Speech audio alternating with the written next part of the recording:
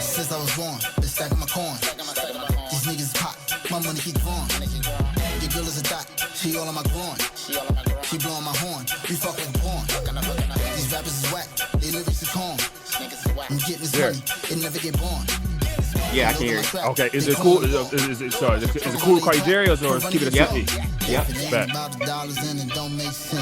It's your boy Crypto Blood, episode 32.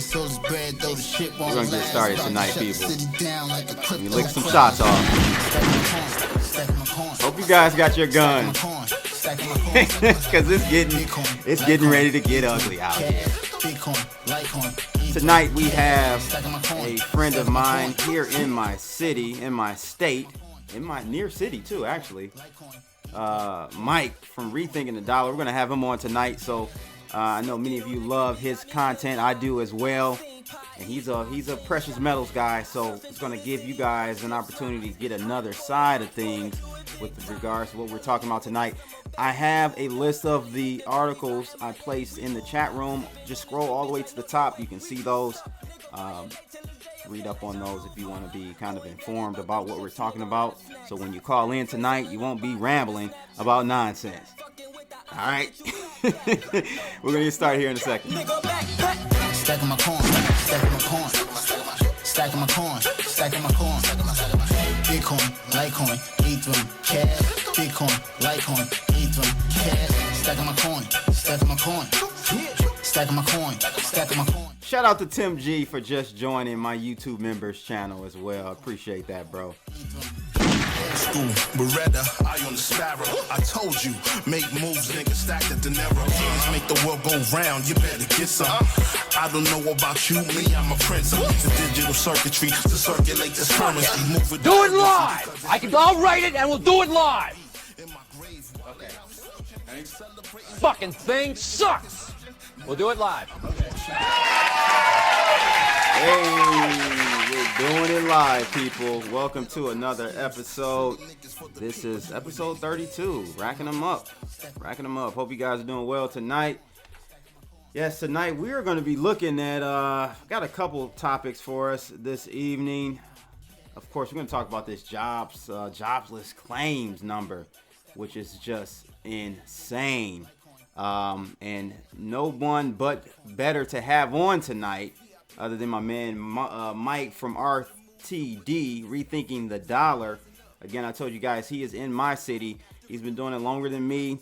He's actually the first person I know from the alt media side that was doing like these live call-in shows. He's been doing this for, how many years have you been doing this, Mike? Two and a half years, I think. Officially now, 2.5 years. Yeah. Oh, okay. So when I found you, you had just started. I thought you had been doing this for like 5-6 years or something. No. So, well, Jerry, thanks for having me on. Absolutely. I was, I actually, for the first two and a half years, I think, of doing the Rethinking the Dollar concept, I was behind the camera, man. Like I didn't want to put myself out there because the subject matter is so major. So everything I did was behind the camera. And so that year I came out doing live streams is when I did the call in and everything else. So yeah, it's only been 2.5 years. Gotcha. So you guys can definitely check out Mike on Twitter, of course, Rethinking the Dollar. That's without the G. He's putting out content there all the time, but also on YouTube. He's big there on YouTube, so check this guy out. He's got some epic interviews. He just had Jerry Robinson.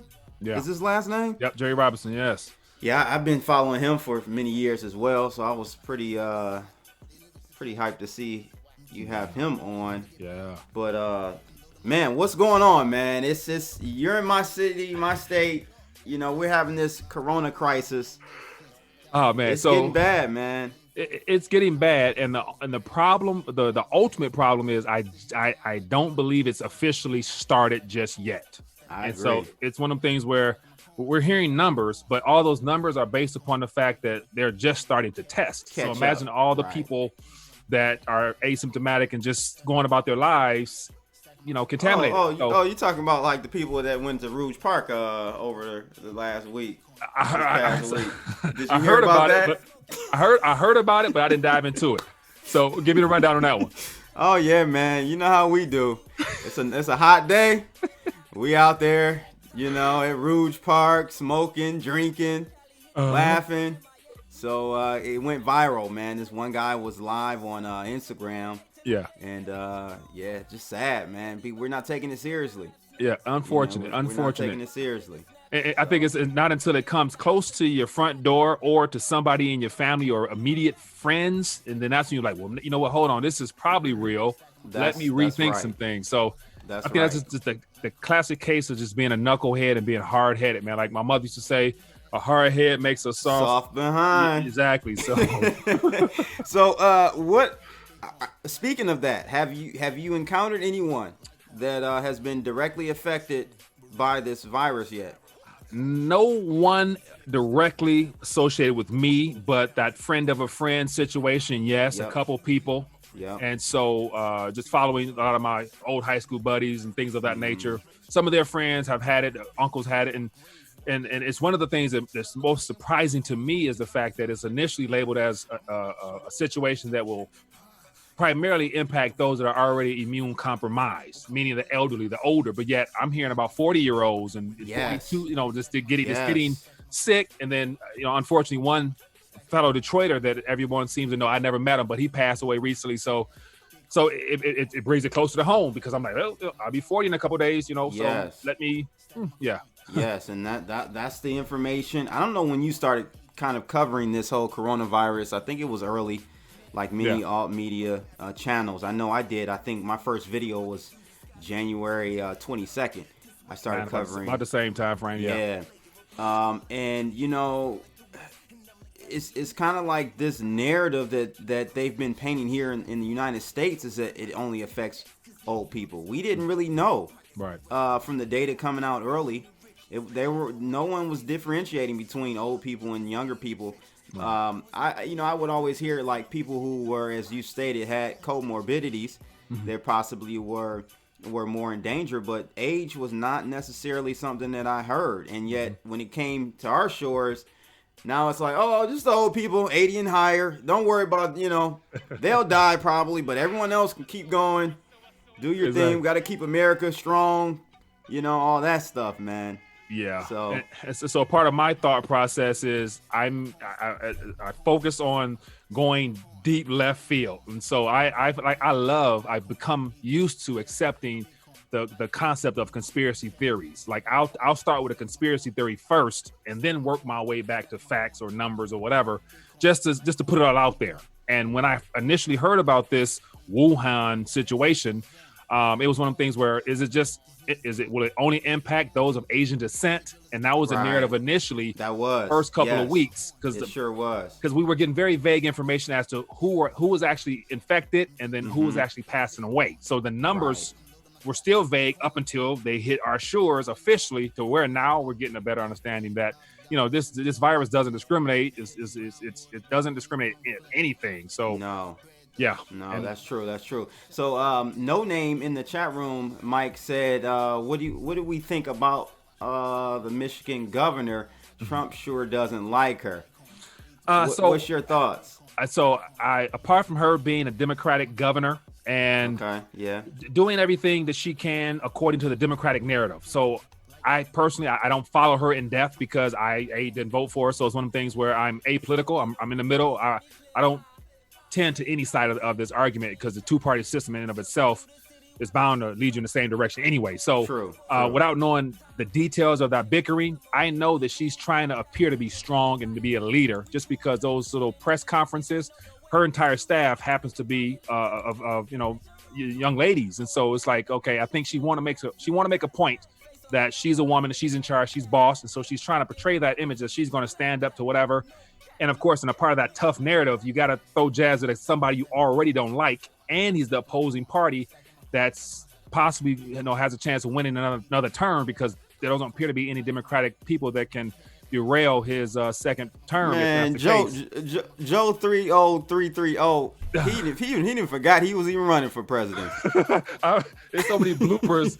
I see so many memes and bloopers about Joe Biden forgetting his where he at, what city, what state. Yeah, I don't want to make a laugh. I think he has a medical condition, so I'm laughing, but I'm not. I really think there is some serious issues he should be addressing right now, man. But I think no name. I think she dropped the ball initially, just like Trump dropped the ball initially. Mm-hmm. Like, everybody's at blame here. Yeah. This go round. Yeah. You can't, if you're going to be a true, unbiased, have a true and unbiased opinion about the situation, you have to agree that both sides have truly dropped the ball on this one. Yeah. And here's the thing. I don't really think either party was capable of carrying the ball to drop it in the first place, because so Jerry, I don't know if you've been checking me out, but I got a little tinfoil hat here. He got the and so when I put this tinfoil hat on, this gives me permission to go way out there. So I'm not going to do that to you today, but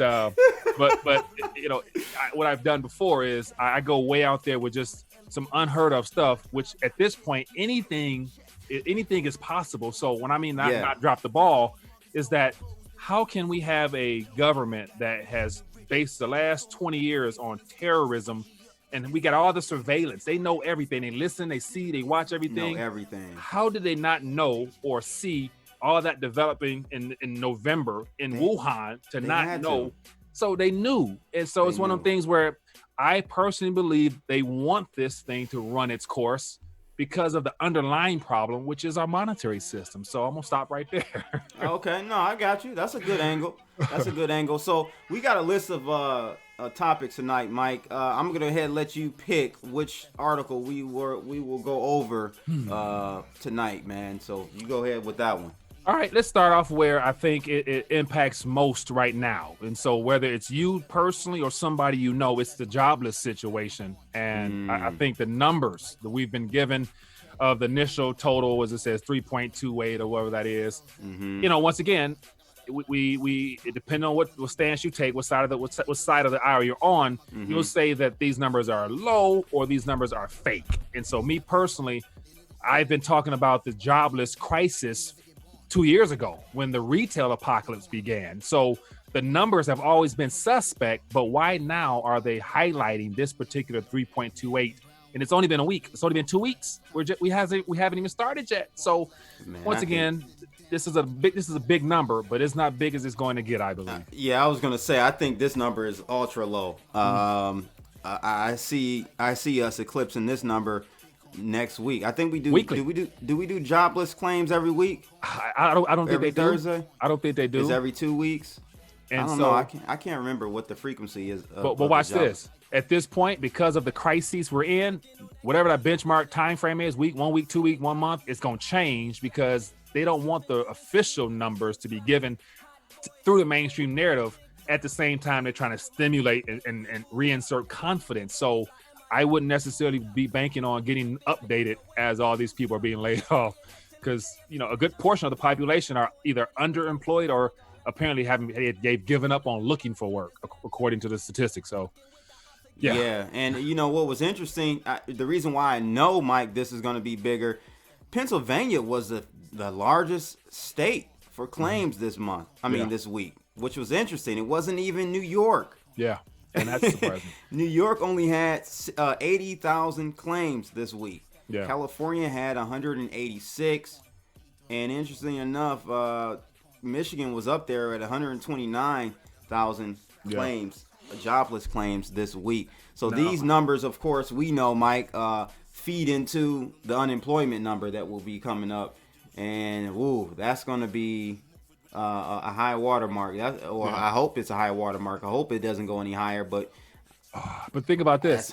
At this current point, like we're a customer skill service type of economy. So I'm surprised by Pennsylvania having 300,000, and I'm thinking, like, I thought that Pennsylvania, which is predominantly a manufacturing hub, I thought those numbers would have been much higher, given the fact they don't really produce much now. But Michigan is a state, which is our home state, is a state the world need to keep an eye on, because I always say wherever the auto manufacturing sector goes, there goes our country. And all three are shut down and they're retooling for ventilators now. So these numbers here, are probably literally just the jobs downtown Detroit type numbers from Quicken Loans type of thing, or something like that. So they don't cover the full scope of all job sectors is what I'm getting. No, they don't. I guess no one lives in Utah. I mean, just look at that. Oh, that's funny. But yeah, man. I mean, what do you think? So, do you think that the numbers will be higher?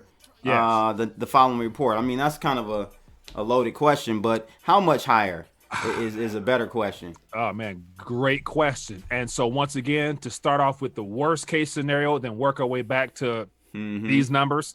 Let's just go ahead and shoot it straight and say at least 20 to 30, million people by month, just because this is a situation where the current lockdown or quarantine we have now by state is more so it's recommended. It's not necessarily martial law status to where they say don't leave your house. Hey, but did you see that may be coming? Did you see three states? Trump? Yeah. So do you agree with that? I don't. A part of me do not, but a part of me does, because you have a situation like you just mentioned in River Rouge, like, well, people don't take this serious. That's what I'm saying. Right. Because they don't take it serious, you have to.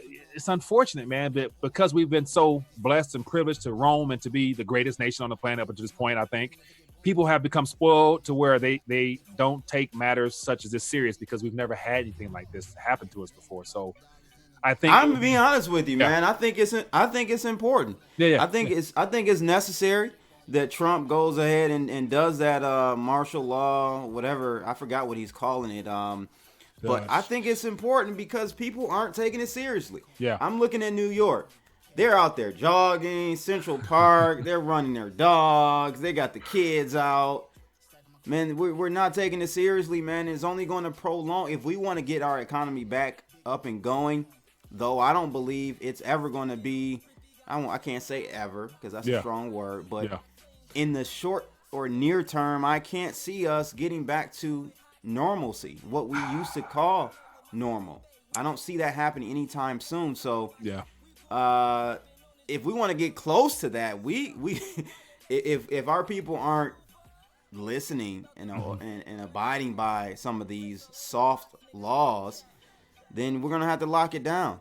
We're gonna have to lock it down, man. I mean, you see how, and this is what I mean by we just don't get it here in America, because we still got our leaders coming out on camera, no masks on, not in an isolated room. Yeah. We know it's airborne. There's no question about this being aerosolized.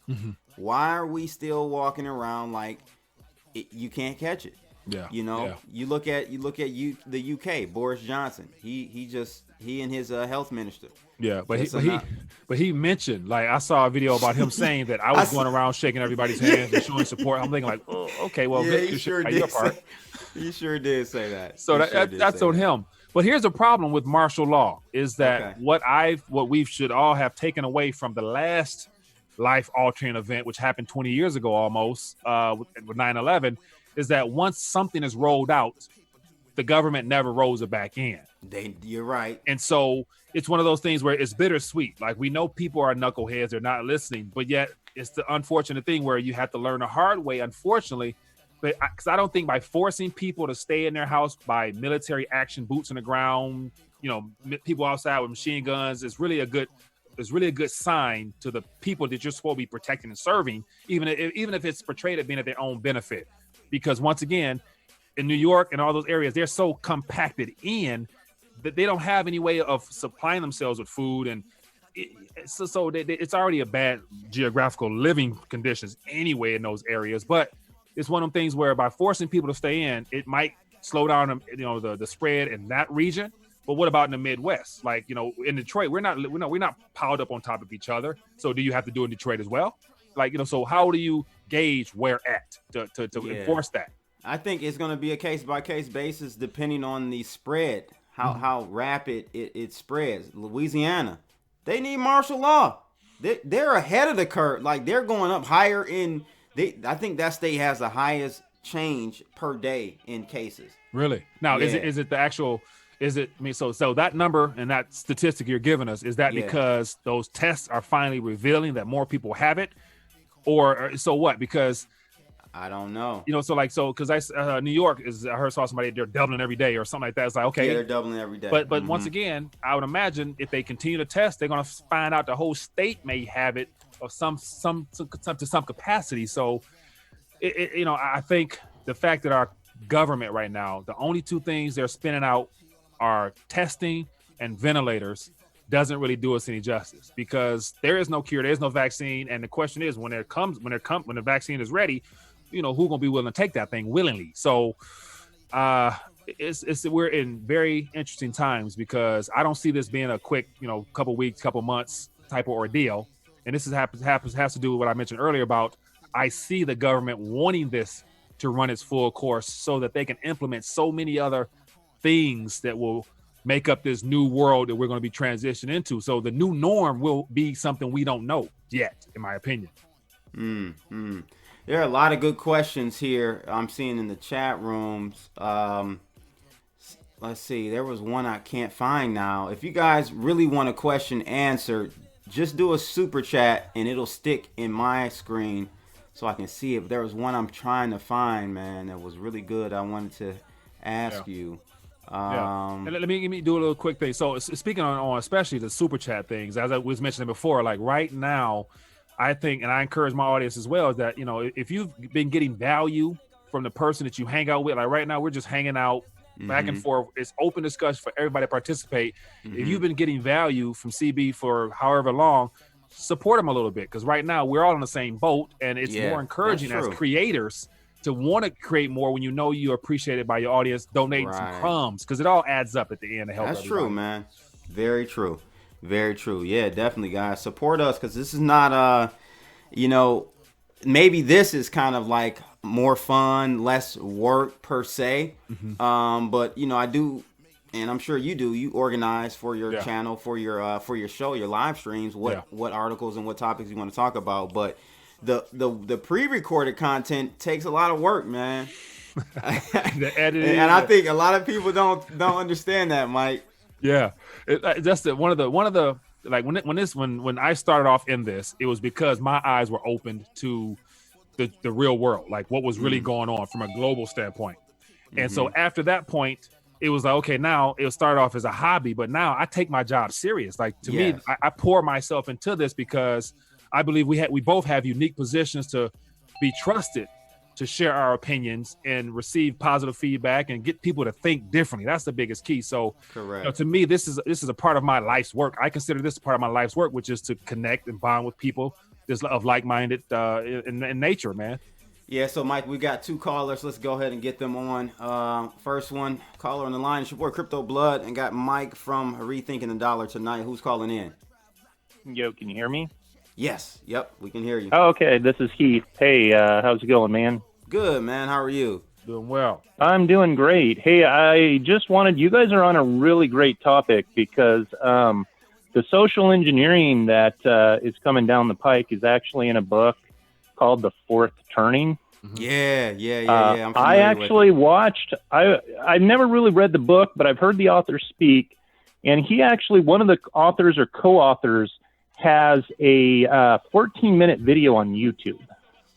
And he speaks of the fourth turning, how there's going to be a crisis, and how everybody's going to come together on that crisis. And whatever thing we have, the new system, he thinks it's going to like cement and last for a good, 20 or 30 years. So I think this is social engineering of the highest order. And, I do actually see a crypto, I agree with a lot of what you have to say. I see maybe like a crypto dollar. I mean, Jim Willie calls it a shice dollar. Yeah. And what I see, I mean, I see them taking our cash away, and then they're going to devalue the shice dollar. And then I see them, having crypto is going to back the dollar, because that's the gold, 2.0, which has been sold to us. And I think that they're going to use Stellar Lumen and several other coins, HBAR, maybe EOS, for its utility, and people are going to buy it. All they have to do is pump that. All they have to do is pump it up. I mean, XLM is Roman numerals. It's 10, 50, 1,000. If they pump that coin up, people are going to jump on board and call themselves geniuses, and they're going to ride that gravy train up, and they're going to just fall for the next scam. So that's where I'm at on it. Good points there. I saw someone in the chat room say that we're giving these leaders too much credit, and I think so as well. I think they're opportunistic for sure. They're never going to let a good crisis go to waste. Right. They're never going to let a good crisis go to waste. And it's funny because we have an article tonight that Mike and I will go over that talks about the stimulus package, the Corona stimulus bill that was passed, and all the stuff that was in there that was so unnecessary that the lobbyists, all these lobbying firms, they like I said, they never let a good crisis go to waste. And they piled in so much crap that has nothing to do with anything. I'm not trying to play sides here, but more so on the Democratic side than the Republicans. But both are at blame here. Yeah, both are at blame. I agree. I mean, I've been listening to Mike Maloney. I watched Hidden Secrets of Money Volume 6 2 times. Yeah.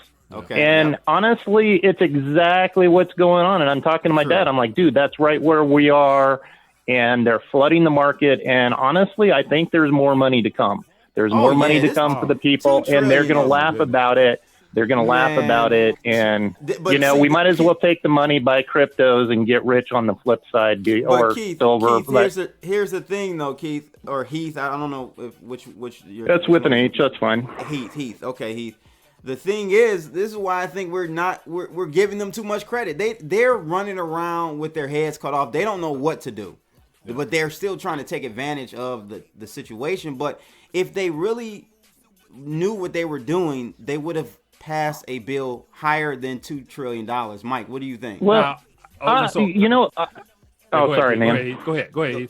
Well, I was going to say, if you look back at the 1988 Economist magazine, you see a 0 with a line through it. That's a null. That's called the null set or the empty set. That actually is the symbol of stellar lumens. You look up stellar lumens new symbol, and it talks about how it's the symbol they're going to have for the next currency. They're gonna, if they pump it up to $1,000 a coin, that's a $50 trillion coin market cap.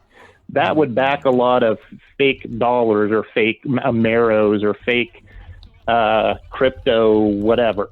Yeah, but only problem with that is I think they do know what they want, and the outcome is a centralized currency. And CB, you know my stance on how, I say start off with your weight first, and everything on top of that is just stuff you speculate with. And so I personally believe that they're okay with the cryptocurrency blockchain sector, the decentralized type, to also increase as a way of luring more people in and accepting the digital nature. But whatever they're going to spin out, which they already know, they already have it in mind. And so as you see the central bank digital currencies, they're all labeled e-krona, e-peso, e-dollar, e-this. And so it's a rebranding of what we already have. It's just them removing the paper aspect of it and giving us solely digits, and then spinning out apps and spinning out whatever they're going to use for us to actually, use them with. But they know exactly what they want, and we're heading that way. And so all this is a part of a global plan. So it may look like our politicians are in disarray because they don't call the shots for real. So they are scrambling. But whoever wrote those two variations of the bill, the people who wrote that knew exactly what they wanted to be in there. So exactly. Yeah. Well, first they came for gold. Now they're coming for cash. Oh, yeah. Yeah. Thanks for the call, Heath. Thanks for the call. All right, I got 2 more to get, so that's why I got to run through these here. Thanks, buddy. They know exactly what they want. Yeah, caller on the line, your boy Crypto Blood and Mike from RTD. Who's calling in? It's Rob from, I called in 2 weeks ago. Hey, Rob, how are you, man? Hey, Rob. Good, how are you? Good.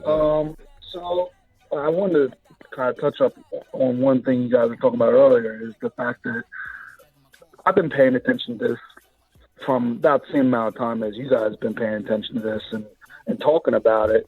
And if I know about it and can at least understand it a little bit, why the heck is the government not preparing for it? How do we not have masks? How do we not have ventilators? My wife's a nurse, and she can't. They at a nursing home, and they don't have masks. So how can these things even be possible? If we're just doing research on a computer and finding out about this stuff. Yeah. I don't know, Rob. I don't know if you follow. I just found this guy, Frank Vaughn. He's in Canada. You ever heard of Frank Vaughn? I never heard of him. No, I haven't heard of him. Okay. I'll have to drop a link for you guys. Very good guy, level-headed. He's like, I've been talking about this corona stuff since January, and I'm a little old garlic farmer in Canada. How do I have more insight to what's going on than the government? And the thing is, bro, I sat back and just looked at the commonality in this whole thing is Western ideology. It's the Western culture. It's not just the U.S. If you look at Canada, they did the same thing. You look at all of Europe, they did the same thing. Yeah. UK, they had ample time. No, but watch this, CB. You can't be. They can't be proactive because that would have caused this same market turmoil that we're experiencing now a lot sooner. Right. And so the goal is to play it down. Problem, reaction, solution. There's no problem until it's at your front door. Then you react. And so we're still waiting on the solution phase. That's why I think all this is still in its early, phase, because we're reacting now to testing and ventilators. The solution is probably next year in the form of a vaccine. True. But if you were prepared, right? The mask thing is drives me crazy. They come out. The president of the United States comes out and says, "Don't wear masks." Well, we all know if you're a nurse or you have any type of logic, a mask obviously is the most important thing for people to be wearing when they go out. Yeah. It's protecting yourself and it's protecting the people you're around. Yeah. So the faster we get, and then on the other side of it is, faster you take care of this problem, the quicker everything comes back on. So it's, as far as the economy. So I just don't and I walk around, I don't know if you guys, when I do go out, I'm the only person in the grocery store. Well, I had to go to Home Depot the other day, unfortunately. And I'm the only person with a mask on. This is how, Rob, this is how I know the situation in the United States is going to look like Italy. I don't want it to look like Italy. Exactly. I really don't. I think it's going to be worse. It's going to be possibly worse, man. We're not taking this seriously still. Exactly. Yeah. So even if you try to do the martial law thing, that will not work because you're going to put innocent soldiers and they're recalling all the volunteers and Coast Guard. They're recalling all the retirees of all medical field and stuff back out into the workforce. And the thing is, if there's no way of containing or controlling this, but it has to run its course, think about this. At what point is your job important to you or not to put your life in danger? Right. So a lot of people are going to be abandoned for it. At least if you want, our medical staff members to be on the front lines, you got to give them the proper equipment. I can't put a guy on the front line with no gun, with no M14. I can't put him out there. Or a gun with no bullets. With no gun, no bullets, no armor. But you can't bring ice to a gunfight. But the government is not really concerned with solving problems. They're still in the reaction phase. So the best we can get from our leadership is the hyping each other up. Like if you notice the president and the vice president, all the governors, they talk about what great leadership we're having. Is that just a word you're using, or are they leading the charge and being proactive? That's the thing we're not. Mike, I will say one governor. Yeah. I've been watching a handful of them. Mm-hmm. One governor that I'm really impressed with is Andrew Cuomo. I have not been paying attention that close. Yeah. I'm really impressed with how he's handling things, man. He's really trying. He's when he does his news press conferences, he's only stating facts. Yeah. He's no fluff. And so if we can get more governors like Andrew Cuomo and he's a Democrat. Like I said, I don't. I when it comes to party lines, my philosophies normally do probably line up more on the right side with the Republicans, but if you're doing right, you're doing right. If you're doing a good job, you're doing a good job. Doesn't matter if you're Democrat or Republican to me. Right. So. Right. And I'm of the mindset this year, I think a lot of people will be less concerned with what political affiliation they have as opposed to their health first and their finances second, political affiliations third, as this thing unwind, because the underlying problem on top of the surface is a health situation, the global health crisis. But then underneath all that is our global monetary problem. So it's a perfect storm colliding right now that I think, people won't really care who is in office as opposed to how can they help protect and save and offer them stuff. So I can see, a lot of people say Bernie or whoever who's entered back into it now that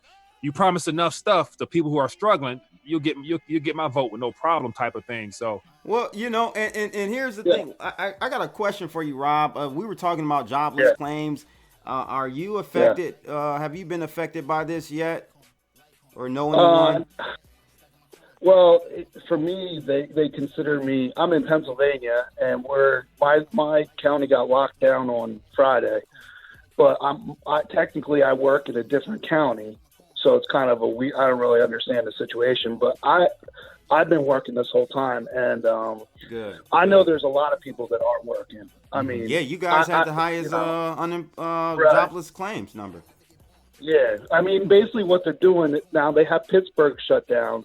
But it looks like to me what they're doing is, which makes sense because obviously the east part of Pennsylvania, they're closing it down little by little. It's because they're the closest to New Jersey and New York, obviously. So they're going to have it, like Philadelphia's getting hammered. But I mean, the way they're doing it, it's like we had a guy at work this week that got sick, and we're like all looking at each other like, we have 8 people that work there. So we're all looking at each other like, what the heck, So, I don't know. I got I paint cars. I don't know how, is it essential for me to be at work, and shouldn't I be more worried about a virus, like taking out my family? Yeah. So if I don't go to work, I'm going to get fired, and then I'm not going to get unemployment either. Right. So, it's the catch-22, right? Yeah, what do you do? You got to sit at home and not... Yeah, I think the narrowing down and the reclassification of what is essential will be better defined this upcoming month, because I'm seeing a lot of things myself where I'm like, is that essential? Like, for example, rent-a-cars, for whatever reason, I saw ads saying that rent-a-cars, they're allowing younger age individuals to get a rent-a-car. So I'm assuming that has to be for some type of delivery service or something. But, how do you define essential at this point where your health is on the line, I mean, Jimmy Jinx said, imagine if Sleepy Joe Biden was in charge. Boom. Yeah, boy. He would forget there was a virus right now. He'd be like, oh, man. Like, my other thing, too, is, like, the education of people in economics is so poor in this country. Mm-hmm. Like, they have no understanding of what's going on. Right. And, that stimulus plan, all I see is a lot of people I see on social media talking about, well, why are people that aren't paying taxes getting money, and blah blah blah, and this, that, and the other thing. I'm like, well, what about corporate welfare? Like, nobody ever talks about that. Like, nobody understands that corporate welfare is far more, it's far more of a theft of your wealth than any person on welfare. And then complaining about people that don't have any money and that have to be on welfare is just nonsense to me. Yeah, I hear you, Rob. Well, thanks for the call in, man. We got one more call I want to get to. Appreciate you, my friend. Thanks for calling. Yeah. Thank you. Yep. Yeah, the stimulus stuff, that's going to be a whole other ballpark. Because if people really knew what stimulus really meant to their current and future financial well-being. Yeah, Mike, in this scenario, let me just give a shout out to CryptoMonk.com. Thank you for the super chat. But what I was going to say here, Mike, was that this little bailout check that everyone is supposedly getting, well, it's actually not it's not free money. You actually you're gonna pay it back in your 2020 taxes. I don't know if many people understood that. And so that's another thing. I think the tax code and all the tax infrastructure is going to be redefined as well in this next, little stretch of time as a part of this, whatever that digital rollout is. Because I think, I think we're going to have different phases of this stimulus because it's going to end up turning into income. Like they're going to have to turn this into the UBI, which I call UBA, Universal Basic Allowance. But this one little injection here is literally not enough for anybody on the West Coast and definitely no one on the East Coast. You can probably get away with in the Midwest for a couple of weeks, depending on your quality of life. But it's one of the things where that's just going to be for April. This initial injection is just April. And then at the same time, I believe the markets are going to tank like never before in April. And as a response to that, they're going to have to go back for more. And then the Federal Reserve, all the stuff they're doing, man. So it's going to be a monthly allowance. Non-essentials. Mike, over on Evergreen, Zeidman's pawn shop was open and cracking the other day. They were So I guess that falls under essentials. Yeah. I don't know. So it's basically you're trying to liquidate some of your goods and get some cash. So I guess so. I think a lot of people will definitely, and so we're gonna really get a chance to appreciate the opportunity we've had over the however long to hopefully have been able to put something aside, because as things get tighter, people become more desperate, and then you really run the risk of people going outside their house, to exchange something in legal form or to do illegal activity. And that's the last thing we should want to see is the illegal activity where social unrest, breaking in houses, it could get ugly out there. Yeah, let's get this other caller on the line. That's your boy Crypto Blood, and we've got Mike from Rethinking the Dollar tonight. Who's calling in? Well, this is Default, man. Default. John Hill. How are you, man? What's up, boss? Man, I'm chilling, man. I mean, we've been covering this joint since the beginning, really, since China built those damn hospitals. And, honestly, I mean, a lot of the points I was going to bring up, they are, people already uncovered. Mm-hmm. But, honestly, you keep talking about the government and stuff like that. I don't see anything changing unless people go social media and stuff like that and have some social type of movement with the masks, get people to wear masks and gloves at all times when they're out in the public. Mm-hmm. Dealing with the government, we have many conversations about this. It's you're dealing with corruption.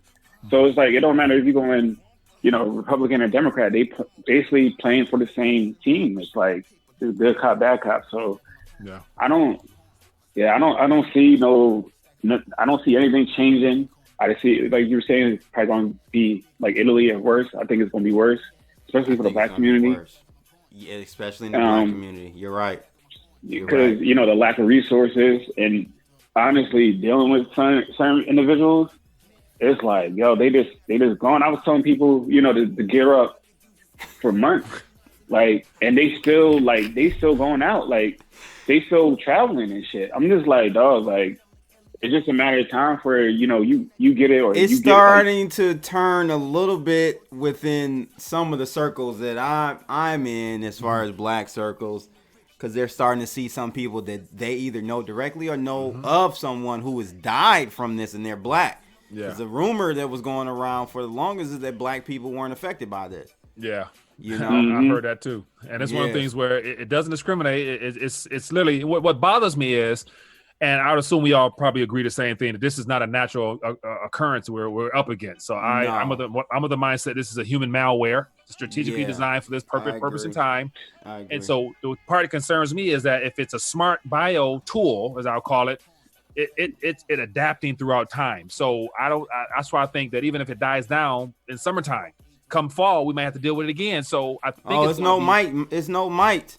Yeah, Mike. It's endemic. So it's very similar to I'm sure you guys know coronavirus. There are 7 now. COVID-19 being the 7th one, but the other 6 are of the family of a common cold. So we're talking about a common cold with the lethality of, or 10 times the lethality of the flu. So it spreads and you think about it, it does spread just like a common cold. It's very virulent, you know, but it kills people, man. I know, man, it's bad, man. It really is. People should take it seriously. because it does. They not kill though. people.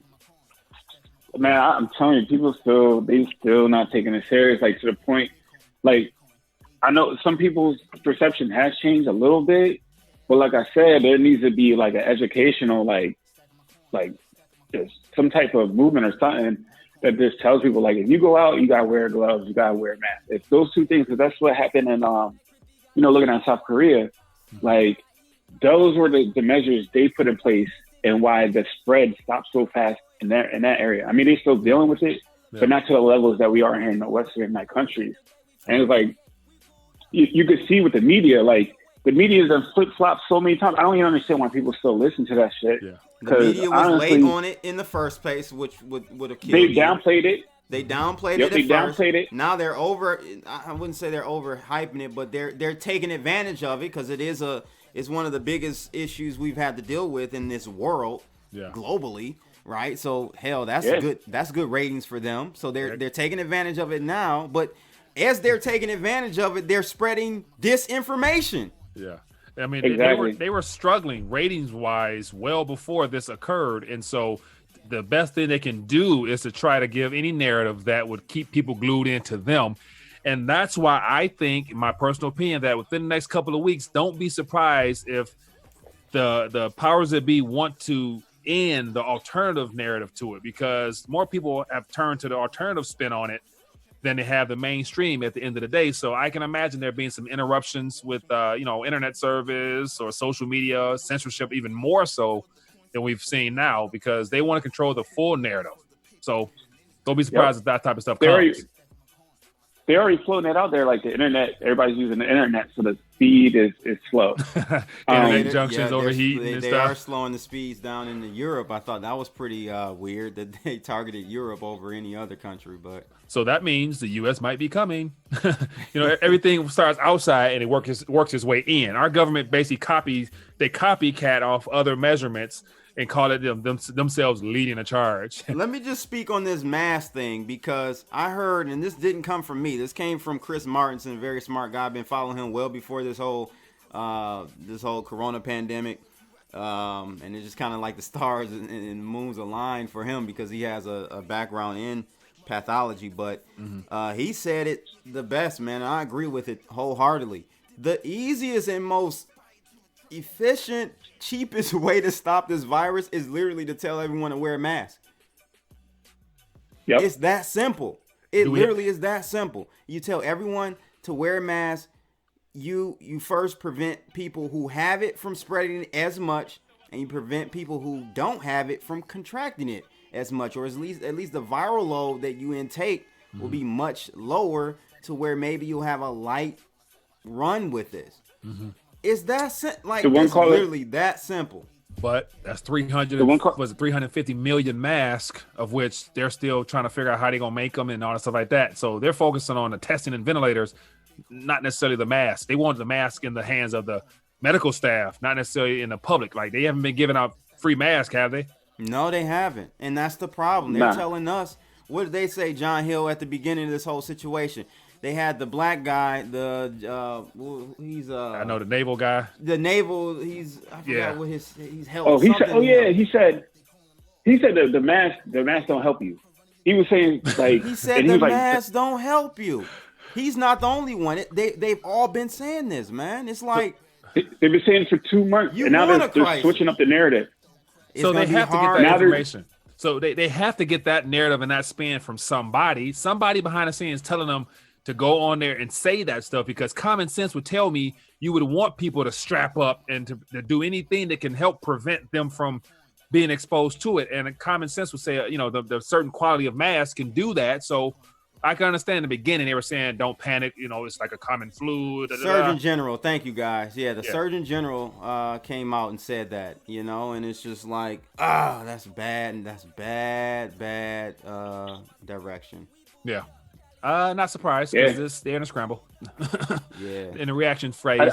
But I don't even think it's a scramble. Like you said, it's more by design. I think this shit was all been designed to keep this shit spreading, because it is a convenient excuse, because the economy was going to collapse. We all knew it was going to collapse. Yeah. We've been waiting, just like what was going to be I disagree with you on that one, John Hill. I don't think it was. I don't think the collapse is by design, and I know you guys probably disagree with me with that, but the reason why I say that is they're doing just fine with this system. Why would I want to collapse a system that I exploit and I extract wealth from on a daily basis? There's nothing wrong with the current system for them. Yes, it is because what it's ran its course because they've already tapped out the world. They've oversaturated humanity with debt, and that's why all those social unrest that was becoming a problem last year, they're not in the streets no more. And is it by coincidence? You tell me. Like, every country was starting to have some upheaval. And imagine if this was no pandemic right now because of all the market issues that when the repo market busted in September, that was it. And everything from that point on, now it's time to unleash that weapon into the populace so that this come spring. Imagine if there was no pandemic and the markets were responding the way they are now. People will be in the streets everywhere, and you hear more people talking about my 401k, my retirement, what's going on. And so this keeps people attention off of their financial problems and it puts it on their health. So it is a perfect storm for that. I agree with you with that. John Hill, what were you going to say though? But yeah, I wasn't saying that they designed the virus for the financial collapse. I was just saying like we knew at some point the credit course, the credit bubble was going to pop at some point. We were just waiting like what was it going to be? This is just convenient. Like we're going to let this. So let's let this shit spread. We can come out here and give this information, and it's a shame because people just eat this shit up and they just. The reason why I don't think it's on purpose because you're having now statesmen of various countries getting this. You know what I'm saying? Like Justin Trudeau. True, but do you know? Do they really have Canada, it? That's the thing. Like, do you know they really have it? Like, I think was Nikki B or Cardi B said something about she think the celebrities are getting paid to say it, even though she's probably wrong. So. I saw Scarface, bro. Yeah, Scarface came on with Willie D. He almost died. I didn't know this. He just did a live stream with Willie D yesterday, Ghetto Boys. And he's in his bed at home, man. He's like sitting there about to cry. He's like, man, I almost died. He's like, this is not a joke. Yeah, but Scarface ain't a politician though. There's a difference. No, but I'm saying as far as a celebrity though. He's a celebrity, but he's not a politician. That's what I'm saying. Like they're coming out. The politicians are coming out saying they have it, but I really don't know. Like they seem fine. Like, and they're getting medical treatment because there is a treatment for it. Well, and that's the thing is, so that goes with when people get tested, bro, and they have it, and they say, oh, I feel fine. Well, that's because they're just starting through the process. It's like you go through like a few weeks of the COVID virus. It's not like, you know what I'm saying? I understand. They're just at the beginning of it. Yeah. I understand, but there is a treatment for it. And so I've heard there are some therapeutics for it. Some holistic it's just like, approach. but the thing is, they're getting tested, they're getting the treatment. But the majority of people in the States, you're not getting tested at all. To get tested, you basically gotta, you had to go somewhere where somebody else was affected, like one of bad areas, whatever. Yeah. Or you had to get close contact, and you got to show you got to be shown that you have symptoms. It's not until you're showing something that you think about going. I want to interject. Emas Sakin said something very important. This is how I know this is not planned. It's spreading through the military, guys, and it is. The ship off of near Guam is just running rampant on that ship. They're going back to the base in Guam because they got to get those people off so they can quarantine them, and they're in a panic, man. This is not. Watch this. At any cost, at this, what's at stake happens to be our global monetary system. So I don't think that there's any lives that they wouldn't be willing to spare. And so I presented this the other day that my personal opinion is that had Hillary Clinton won and when she was president right now, we may not have a health pandemic because we're fighting an invisible enemy. And that's the war narrative that we're hearing. It's an invisible enemy. President Trump says it all the time. Imagine we would have an actual physical war, I believe, against Russia or China, because I think this cycle has ran its course to where at the start of 2020, there's an agenda of the 2020, 2030, 2040, that they want to stick to that script. So I believe no matter what, 2020 was going to be that year that sparked off something. And so I think if Hillary was in office right now, we would probably already have been in a physical war where you won't spare no lives, the military. All that doesn't matter to their global agenda, in my opinion. Shout out to Kylie Miral. I hope I'm saying her name correctly. She super chatted a question. She said here, Trump, head of new economic structure. Thoughts on that?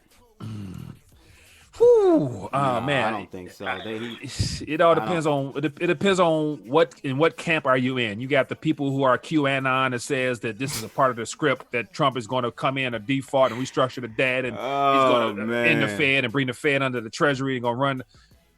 Or you say that they all pay for puppets and this is all a part of the narrative that, you know, the deep state, whoever they are, it's that good cop, bad cop. You know, I'm here to disrupt the deep state, but yet really I'm playing into their hands. So depending on what narrative you take. So I don't John I think Hill, we'll what do you find out think? looking back. I kind of agree. Like it's all about how you feel about the situation. I mean, Right. that stimulus. I'm just sticking to the facts. Like that stimulus bill was just a giveaway to Boo. Now, multi-cultural, you know, national. Yeah, We're going to talk about that here in a second too. The details on the stimulus. It's 6 trillion. It's not 2 trillion. It's not 2.5. It's 6.5 because they can leverage that 500 billion. To like 4.5 billion. Yeah. So it's just another giveaway, and like, you know, I just, like I said, man, it's a shame that people don't understand what's going on, and it's a shame that they still listen to this media that is like, it's obvious. I just can't get with the people. Like I still consider myself a Trump supporter, but I was very disappointed in how he handled things initially. Like I'm like, because I like you, Mike, like you, John. We're sitting there listening to him in what, late January, early February, saying, "Oh, there are only one person that's got the virus. We got this totally under control." I'm sitting there like, "Oh my God, you're killing." Like, you had it, bro. Like, Trump, you had this 2020 election. Well, watch this. Are you surprised? He was just, I'm sitting there like, oh, you're done, bro. But like, so I personally, I wasn't shocked or surprised. Okay. Thinking about, you know, the big picture, like from the global macroeconomic point of view, I was not surprised that he downplayed it because he didn't want to insert any type of panic to disrupt his narrative of the economy's fine, the markets are great. We had, you know, he's talking about all these numbers and stats and all how. So he owned this bubble economy, which was the problem when he started owning the same thing he ran against, saying that we were in a bubble economy. I knew something was wrong. I'm like, come on now, like you don't own this unless you plan on keeping this going. Yeah. And then when it became personal, him talking about his reelection, it seems like whenever tweets, it's about calling somebody Sleepy Joe or Lazy Nancy or whoever. They just want to disrupt my second term. I'm like, dude, like get out your own way. Like, let's focus on the people now. Why are you so pressed about your second term? Now he's not. Now he I've seen the shift in his behavior though. It went from that to now he comes out there and he's serious now. Like he's talking slower. He's thinking through his statements a little bit better. Yeah. I'm like, you've been debriefed a little bit more, or your people are falling on you. Like, look, Trump, no, this is serious. It's PR people. He saw those approval numbers. He saw those approval numbers when people said he was dealing with the situation good. You know, his approval went up to like, what, 58, 60? So you could spin it as, okay, the economy was good. It was humming. You know, everything was perfect until the virus came. And that's why he was out here, you know, branding it as the Chinese virus. And, you know, so, you know, he stopped out that. Here, you know, blaming it. Now that he just stopped that. And now this is funny. We were talking about this before we got on, Mike, how the narrative, see, China is smart. Yeah. You got to watch them, bro, because they stopped their numbers. Like we talked about, Mike, at 80,000, some 999, right? And what it does though, once America flipped them, once we flipped China in numbers, it made them look good. Yeah, it made it look. Yeah. It makes it look like they were able. Not only did they start the problem, but they were able to get it under control, and they prevented mass casualties. Even though those numbers now they're helping, like you said, Mike. They're going out to different countries, offering their assistance on how. So it looks like they're the savior of humanity now when actually it started in their region. So here's a question you got to ask yourself was all this by design initially? Was this a part of the initial transformation of global powers anyway? I'll go with you on that one. I'll go with you on this was all designed by China in some strategic, what Biggs Weird like to say, John Hill, 4D chess or whatever. I think China's playing 4D chess with us. No doubt. That? They got a 30-year plan, and I imagine they might be off a little bit, but they still on track to meet that out, to meet those plans, and it has nothing to do with the USD, boy. I tell you that. No, you're right. You're absolutely right. You're absolutely right. So John Hill, man, appreciate you calling in. We got one more caller. We're gonna take. No doubt. Okay. Appreciate you, man. All right, man. Caller on the line, Support Crypto Blood and Mike. What up, Blood? Who's calling in? Hey, this is Batman, bro. Batman. What's going on, man? What's up, Where's guys? Robin? Where's Robin, man? He's nowhere to be found. He's in quarantine. I got no help out here in Gotham City, man. What's going on, Hey, man? I'm from Saginaw, man. Sag Nasty in the house. Yeah, Sag Nasty, man. So yeah, man, a lot of my friends live down in Detroit, you know. It's kind of a trip, man. I've been warning some of my friends because, I think I found out about this virus in the first week of January. I started doing how research. Can the average Joe, ladies and gentlemen, Yeah, man. know about this? And I just don't understand it, man. I think it's pretty easy to explain. I think all the incompetence we're seeing in the medical CEOs, these people that run hospitals, like, why didn't they buy masks? Why didn't they buy respirators when I did? I mean, I didn't buy a respirator, but I think it's planned incompetence. I'm with Mike on this one that, this is the planned, bubble pop, and they know that they can get away with, crashing the system because they can blame it on the virus. It's as simple as that, in my opinion. There's no real fall guy other than Trump, I think. So if that's the case, Batman, if that's the case, why are we going to such extreme measures behind the scenes, Mike and Batman? When I say behind the scenes, I'm talking about the Treasury, I'm talking about Federal Reserve, the unlimited QE. Why go through all those machinations? It's still the same old reaction. I mean, look at the stimulus bill and how it was divided. I mean, how many of those dollars are going to buy masks? Right, exactly. Like none. Exactly. Because they want people to die, bro. They want to thin the herd. This thing is going to take care and allow them to reach a bunch of different objectives. If there's a war and where everybody's loaded with nukes, they can't control that. They can control this. This is going to be a controlled demolition of the economy to set up the new system. They probably have a cure for this thing. Yeah, all these celebrities are coming down with it. We know, okay, they say they got it, and, head of state and so on. Well, do we know if they got the fucking vaccine? Because I would bet that they do. Right. I mean, if me and you were coming up with this diabolical plan, or if you were the Joker and I'm Batman, like, you ain't going to release this thing without having a cure. Right. Exactly. I mean, I kind of think, and the money's in the cure. I'll give you my theory on it. I believe, like Mike, I believe that it was bioengineered. I, however, don't believe it was leaked on purpose. That's where. Sure, that's it could have been. There's one of those labs in Wuhan where they build level 4 weapons of mass destruction. Yeah, so and I mean, it could have leaked out. Batman, the thing is, this is the fourth time a SARS virus has leaked from them. They leaked the SARS virus 3 times out of that lab. So is that coincidental? When Trump signed that phase 1 deal, this is what China gave us. This is the part of the deal. We never did get a chance to read it, so Trump could have literally signed off on that damn thing. And he, the President Xi Jinping didn't even show up for it. And he wasn't even there. That was disrespectful. He that was very other disrespectful. dude. Like, I didn't even know who the dude was. Yeah, and Trump was trying to tout it for some big deal. Yeah. I just wonder, when we haven't heard a peep about when phase 2 is coming.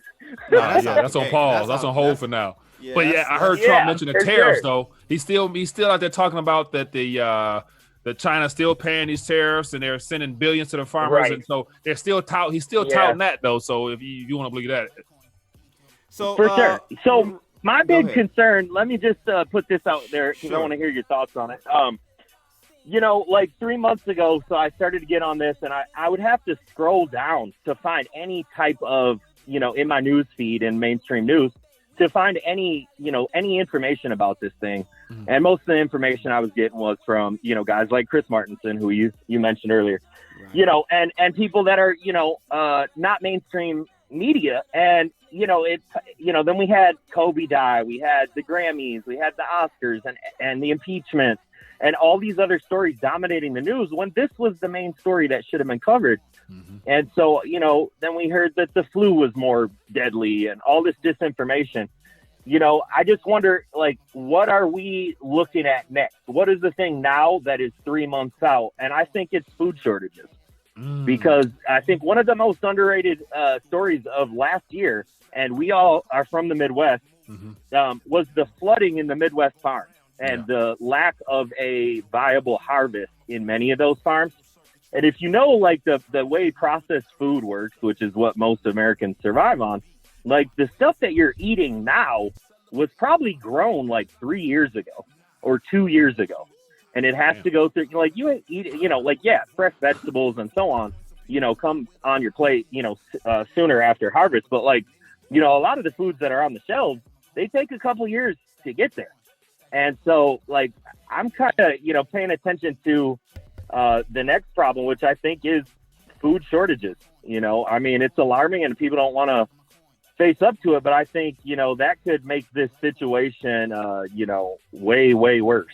Yeah, I think what do you got? The supply chain, and so hearing about the supply chain and us being probably on maybe one more month of shipment of things we're importing in, and so factor in the agriculture issue from a year ago, and then the supply chain shut down because nobody's creating, nobody's producing, nobody's shipping.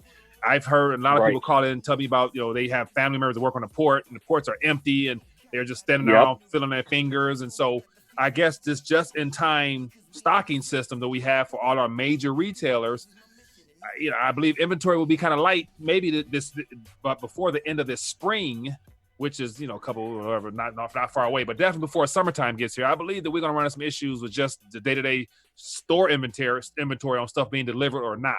So we may not even get to summer. I do too. That. That's another thing, man. I didn't know about the shortage here in the Midwest. Well, I'm seeing this stuff go really unreported in mainstream news, but you can find it on from large media corporations. Though it's just not in your face. Companies countries are stopping the exportation of their goods. Yeah. And if you think about it, okay, we're printing all this money, right? And is that making these governments suspicious? Hey, we don't want these dollars anymore, so we're not going to send you guys our fresh, our fresh food from South America. So that's why we're having an issue with the Fed and the swaps, the FX swaps. See, it's a lot of that more advanced stuff that's going on in the plumbing of the financial system of ours that's eroding. When a couple of weeks ago, the lack of trust. Right, a couple of weeks ago, we had the 10-year drop down, Mike, to 3.39 or something like that. Mm-hmm. That wasn't because it was frozen. It was illiquid. No one was on the other side. People were looking to sell their bonds, and there was no one there to buy them from. And we're supposed to be the bond market is supposed to be the most liquid market in the world. Our bond market. Supposed to be the safest asset as well. It's supposed to be the safest asset. So that's why we had the Federal Reserve come in, and they're the buyer of last resort when it comes to being on that other side of the trade for the bonds. It's serious, man. It is serious. So basically, now that we know, it's common knowledge now that the Federal Reserve is the beginning and the end of our current financial structure. What does that tell us about the use and the role of the Federal Reserve note moving forward? It's going to become very dangerous because they have committed to doing whatever it takes to provide as much stimulus out of their toolkit as possible. Mm-hmm. So they officially weaponized the Federal Reserve note. Yeah, I agree. Mhm. Batman, thanks for the call, man. We really appreciate it. Yeah, man, I'll be calling in again. You guys are a good tandem, man. You should do more shows. Appreciate I'm subbed. Mike, I've been subbed to you for quite a while, but Crypto Appreciate Blood, I just found you. So okay, cool. yeah, we'll do, week man. or whatever. Yeah, we Thank you, definitely my will. friend. man. Be safe Keep out up there. the great work, guys. Fellow Thank you. Michigander there All in the house. Thanks, Yeah, Batman. for sure. All All right, man. Peace. So we got 10 Pound here in with us tonight too. He's always dropping in. 10 Pound, what's good, man? You gotta unmute you. Yeah, right there. Yeah. So I've been chatting it up with Mike from RTD.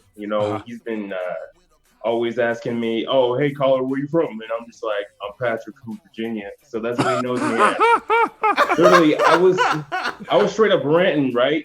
I was ranting on his show, and apparently he couldn't hardly hear me.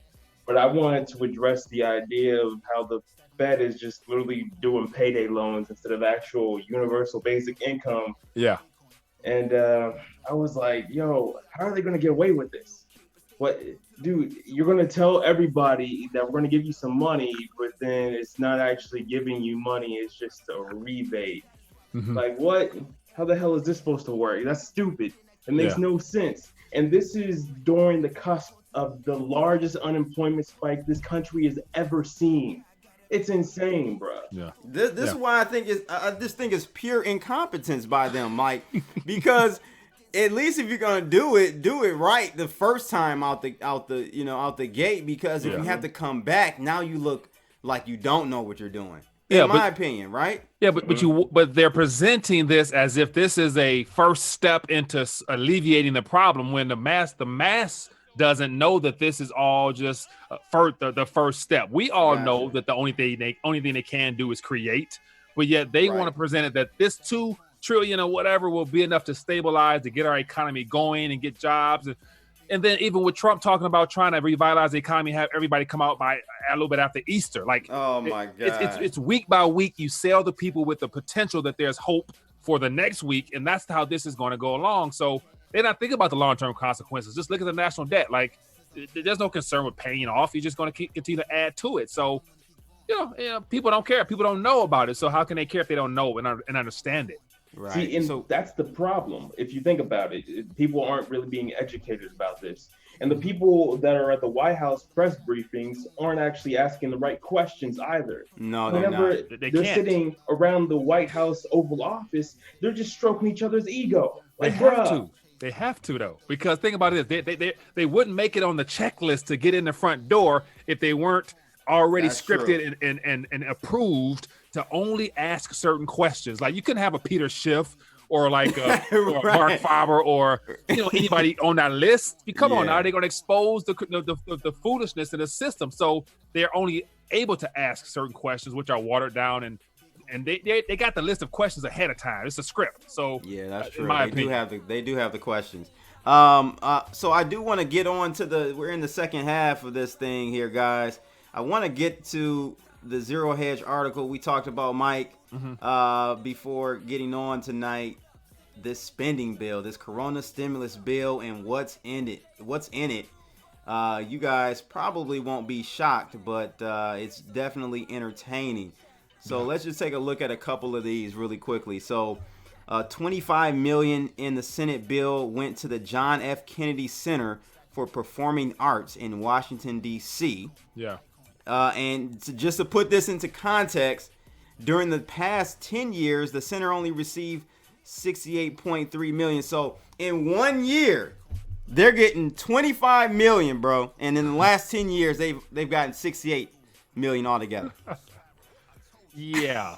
and so watch this. The bill itself, I don't know the official how long it is, but I'd imagine it was already a prepackaged plan. Like, they already had in the file cabinet, this bill is already set for prior crises, and they just went in the file cabinet, grabbed that, doctored it up, put CARES on top, and they handed it, because there's two different versions of which they're all supportive of, primarily a lot of government institutions.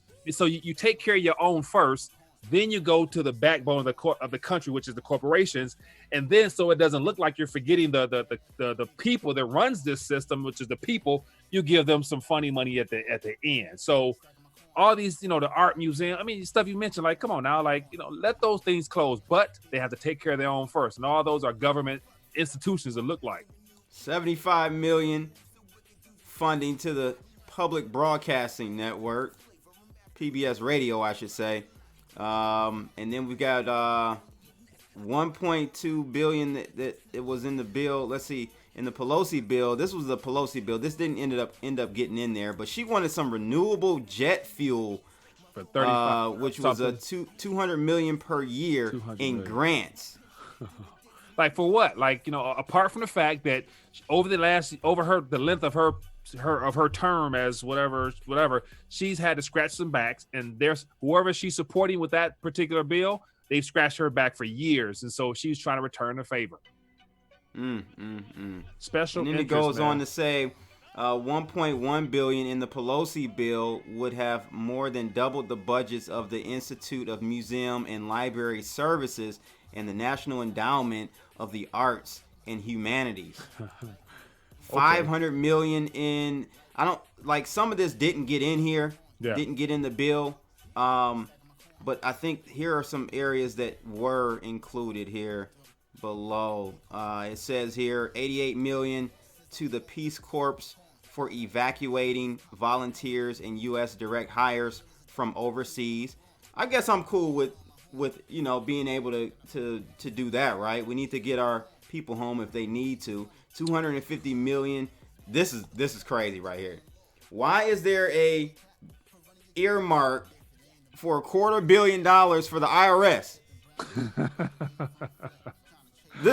This subsidy would cover taxpayer services, enforcement, and operations support. Yeah. I'd imagine. So I wonder right now, like, is the actual IRS, are the offices actually open? Do they have employees there, or are they also furloughed because of this whole situation? So I'd imagine they're going to be doing a lot of hiring with this $250 million, or they would be. Man, $350 million to the State Department for Migration and Refugee Assistance. Okay, if you're booting people out of the country, okay, sure. It's yeah. Funding will help minimize the virus spread in vulnerable populations. The Pelosi bill earmarked $300 million for that. $400 million to the Federal Elections Assistance Commission to assist the states with electrician security grants. So it's just a whole bunch of other stuff in here, and this one was kind of slanted towards the Democrats, but I just want to show everyone it's both sides. It's not just the Democrats. So I've got another one from the Politico that kind of goes over some of the things that were in here. Travel agents. So there's a special deal for travel agents, people, the ability to apply for $25 billion in loans and loan guarantees reserved for the airlines. Billions. Yeah. So airlines use their clout to get tens of billions of dollars in grants and loans included in the bill, but carriers aren't the only ones who will benefit. So in this, again, the travel agents, $25 billion allocated in loans and guarantees for the airlines will also benefit eligible businesses approved to perform inspections, repairs, replace, and overhaul services, and ticket agents. Now think about that. Some of the I'm not sure if you mentioned it, but some of the stuff they mentioned about the grants that they'll be willing to give out if they keep a amount of the staff employed, then they can, and after 90 days or whatever, they can dismiss those grants or whatever and not have to pay it back. And so the question is, if those funds are used to keep people employed at the same time that everyone's forced to stay at home, how will that work? Will you still send them a check on top of the other checks they're going to be getting for unemployment, or how do you keep them employed? Like, how does that work? Like, this is the big experiment we're going to find out, because whenever they suggest something, whenever something's written down on paper, all those funds never actually go to where they're supposed to go. They're never used for what they're supposed to be used for. And we find out about that 2, 3, 4, 5 years after the fact. But man, It's very true, very man. frustrating. Very true. This by far, people. I gotta lick a shotgun on this one. I gotta throw a couple rounds in the air on this one. This by far is the worst one I've seen that's in this bill, guys. Better, faster sunscreen. So they're in this bill, tucked in the bill, in the final language, ensuring the FDA reviews newer and more novel ingredients for over-the-counter sunscreen products in a timely fashion. The shout out for Can you say pharmaceutical companies about to benefit heavily off of that one? Absolutely. Sunscreen. Sunscreen. Hey. Sunscreen. Yeah, like, you know, when you don't, I mean, like I said, that was written beforehand and happened to be passed over to some politician to present as their original, you know, suggestion. But yeah, whoever wrote that, they already knew exactly who they were supposed to help provide a cushion for in this current crisis we're in. So. Yeah, man, this was an interesting one here. This kind of bailed out the credit reporting agencies. This one here says consumers wouldn't get a negative credit report if they have an agreement with a lender to delay payments or make partial payments. That was a way to stave off the total ban on negative credit reporting during the crisis. So initially, I think the Democrats wanted it to be where it was a complete moratorium on negative reporting. That would have been horrible for the reporting agencies. So it looks like they were able to kind of get that to not be the case. Yeah. The credit reporting industry contended a total ban would have been highly damaging to its products. So that one was pushed through. Student loan tax boon. Casinos, of course, we got to look out for them, right? Oh yeah, okay, we really need casinos. Yeah, casinos push for provisions to make sure they wouldn't be blocked from the federal aid. Now hold on, man. Do we really need to aid a casino, people? This is supposed to be for us. We do need to aid a casino. This is ridiculous. You want to know why? Why? Because Wall Street, of course, the lovely pals of the revolving door here in Washington, D.C., is a casino. That's why. It is a casino.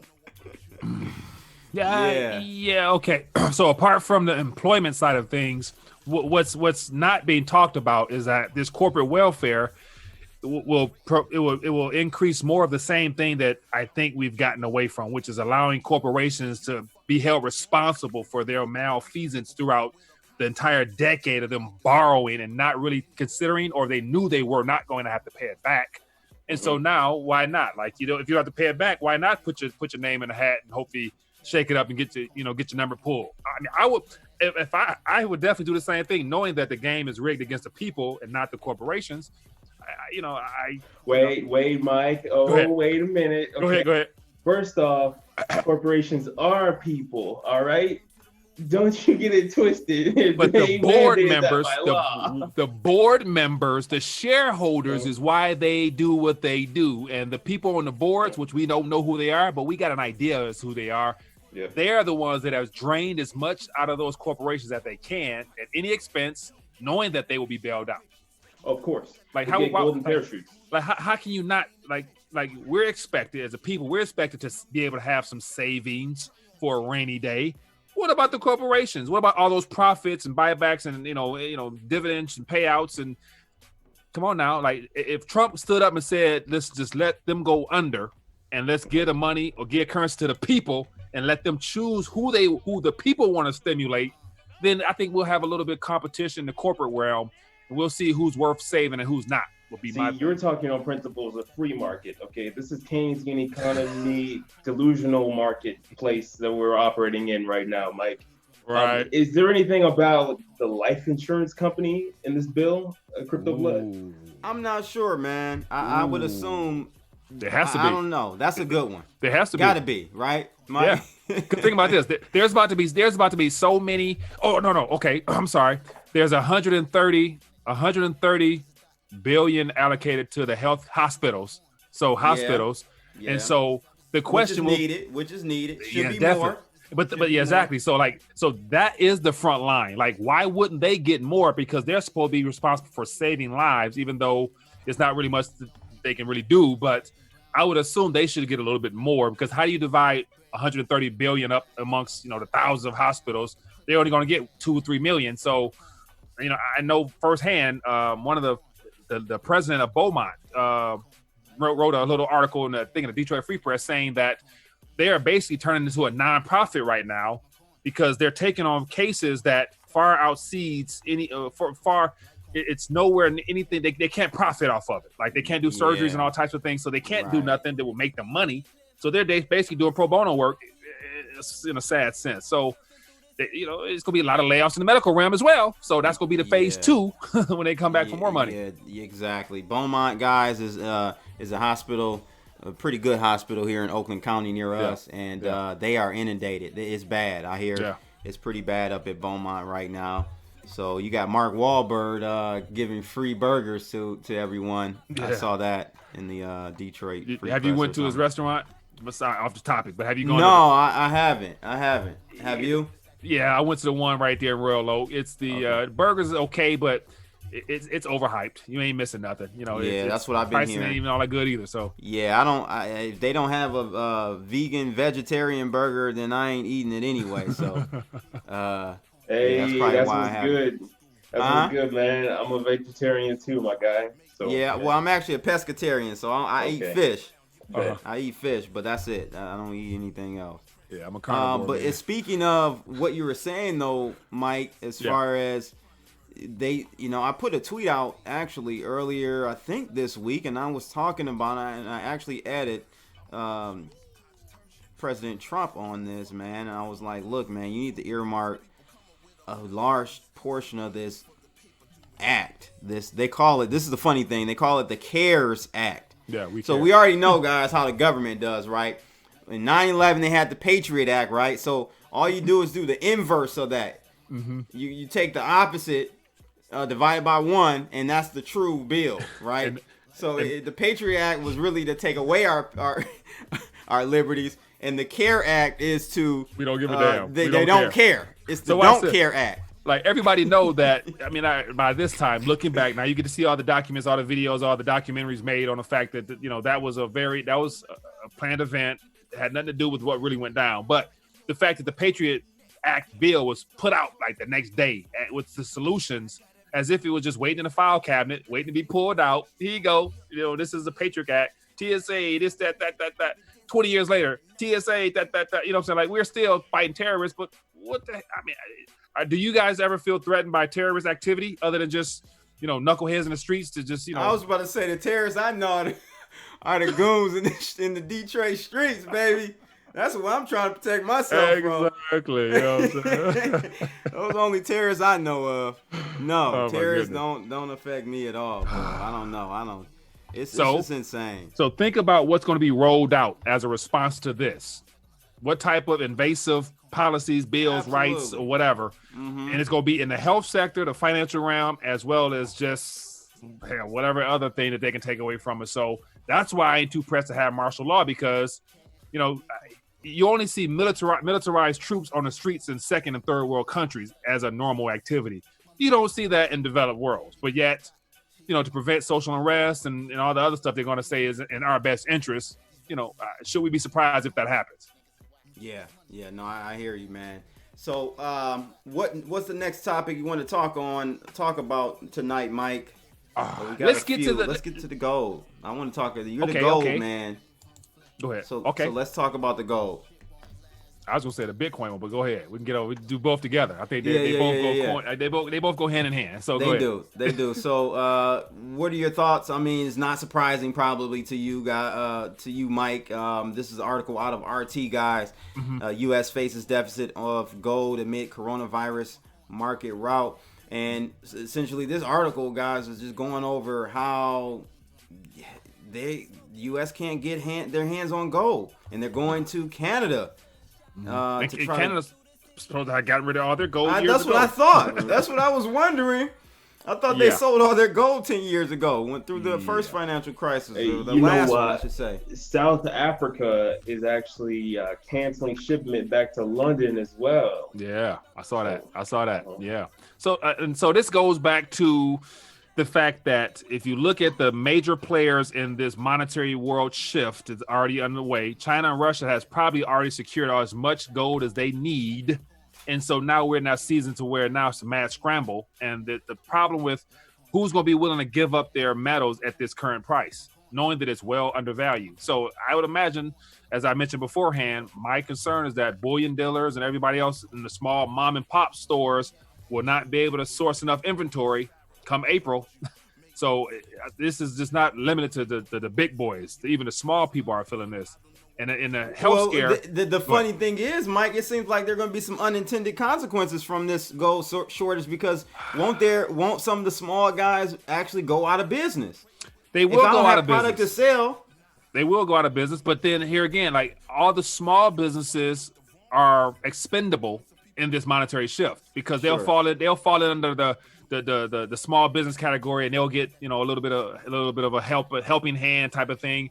But when it comes to gold and silver and the importance of it in this country here, I believe, as I mentioned beforehand, I don't think Uncle Sam and the Federal Reserve actually care or want bullion dealers to still be operating at full capacity, knowing that people will be looking for options and ways of getting out of the financial digital world with all the money market funds that are at all-time high records of people bailing and people getting out of their equities. And so what are you going to get into? Just two things: metals or this new technology called the blockchain, crypto type stuff. So I'd imagine they want to cut off as many exit points as they can.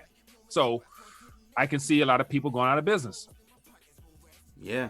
And it's funny because we have here Credit Suisse,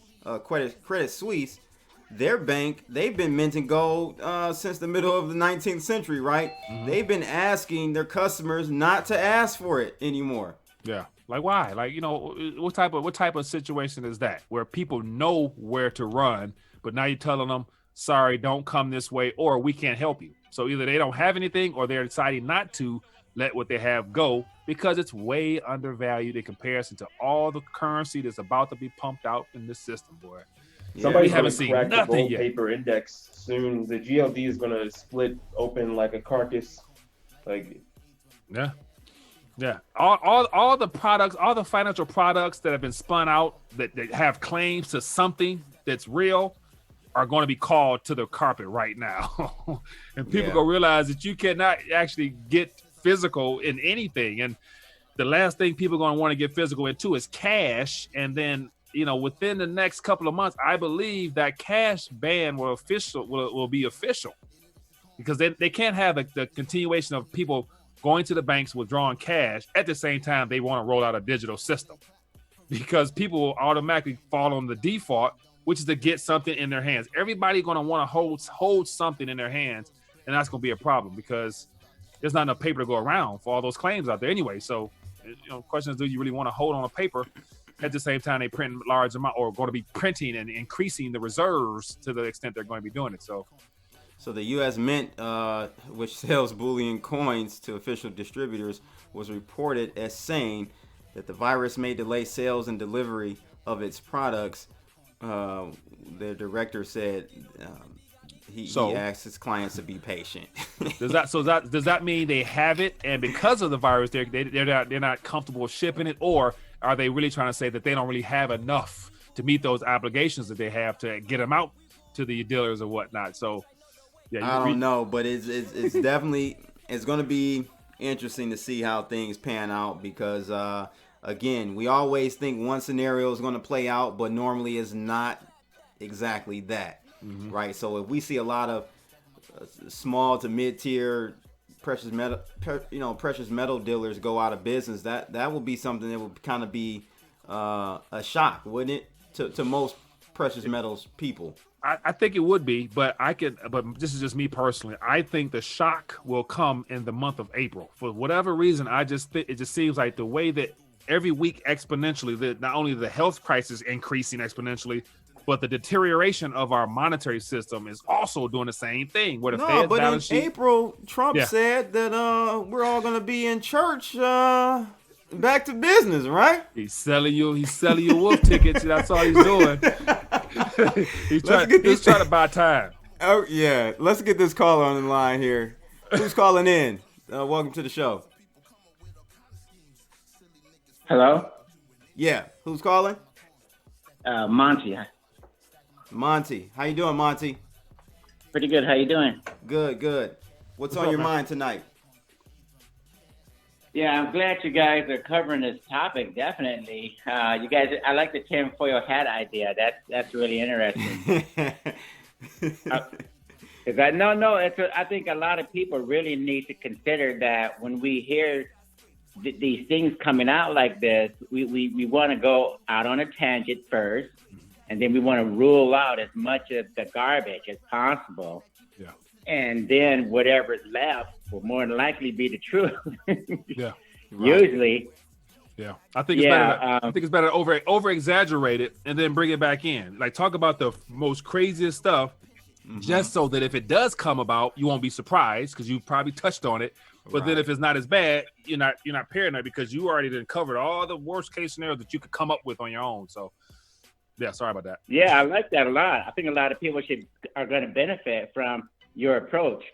I think another thing that we need to take a look at is I was reading about in Sierra Leone in Africa when they had the Ebola-related problem over, a few years ago. Mm-hmm. They actually had registered a lot of people who got sick and then they recovered, and they had ended up with a database, a registry of sorts, whereby people could understand who got sick and then recovered, and those people were actually allowed to assist with caring for people who were still sick or need to be treated. And again, those same people who recovered also were able to be the people who went back to the stores and the shops and opened them back up and start up with the commerce and everything else. What do you think about that? Doing that here? I will be a little sketchy on that because if you've recovered, we don't know. It's so much mystery as to whether or not the being able to be recontaminated again and it being worse and all the uncertainties on the health side of things. So I personally, if I was impacted by it, I wouldn't be interested in trying to get back on the front line right away. So that's just me from a health standpoint. I wouldn't necessarily look to get back involved in helping out unless I just felt like it was dire need and I had to. So that's just my little 2 cents on that little subject there. Well, what do you think about that, Blood? Yeah, I think I'm with him on that. I'm with Mike on that one. I agree with Mike. Let me add this into it because I should have added a little bit more to it. When you register yourself, you actually are screened for antibodies to see whether or not you have the existing antibodies that cause you to be, to recover in the first place. There are two tests. The antigen one, which is going to test if you currently have it, and the one you're talking about, which will see if you have the antibodies in your blood from fighting it off, right? The issue is, man, this virus is so new. I'm not comfortable, and we don't have enough data to show that this could be something like the flu, where every year there's a new one popping up. And if we're going to have a disease or a virus that pops up every year that's 10 times more deadly than the flu, we got a perpetual issue. Yeah. We got a perpetual issue. And life will not be the same for a while because you can't, if that's the case, you can't create a vaccine for something that switches every year. Now watch this. Dr. Anthony Fauci gave an interview with Mark Zuckerberg, and I heard a little bit of the clip where he was mentioning about the goal eventually is to have a universal vaccine for the coronavirus strands that will take care of all the strands. And so I think if they're moving towards that agenda, the first goal would be get something out and about right now. But then as we move forward to prevent any type of reoccurrence of a strand mutating or whatever, they want to have a universal vaccine. Now, the question is, with that universal vaccine, what type of governments will probably have to sign off on a lot of their sovereignty to then bring it close to that one world structure and some united healthcare. They're going to do something in a globalist type of mind frame with down the line. So I believe that this is just opening the door. Whatever's coming from this will open the door for whatever they want to accomplish 5-10 years from now. So like I said, whenever they roll something out, they can't bring it back in. whatever will come from this, that's going to be the smidget part of what's going to come at the end. Well, ironically, I was listening to Anthony Fauci the other night. He did an interview with one particular gentleman. I forget his name, but he talked about the various approaches of blood in terms of what you just mentioned also. And Fauci did admit, though, I guess the good news is Fauci did admit that as far as virology is concerned, they're looking at this just like another virus. And Fauci's under the impression that every season we're going to know more and more about how to tackle this issue, just like with the regular flu.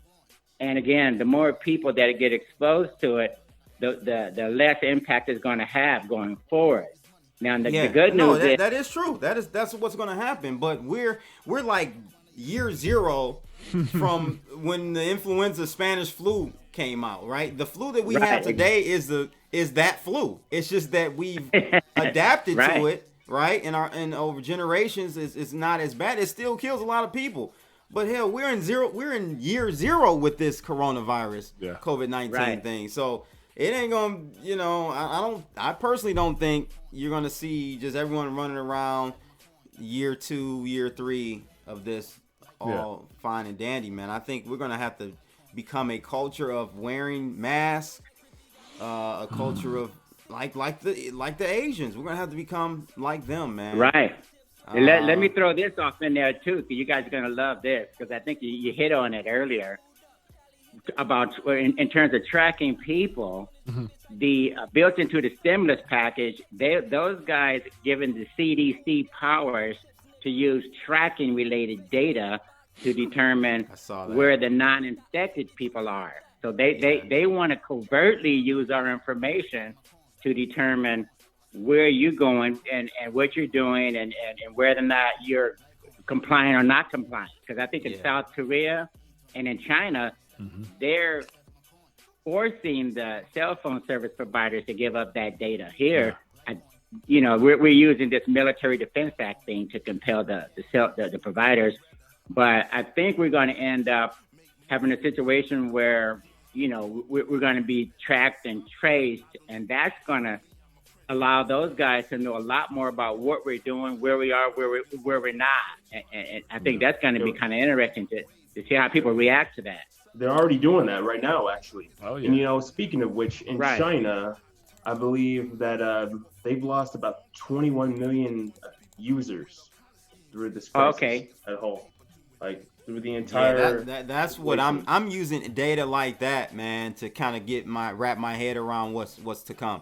I mean, if you look at Italy, all you have to do is look at what's happening, not what they're saying. I mean, people thought that Italy was turning a corner, and just yesterday they peaked and broke another record on deaths.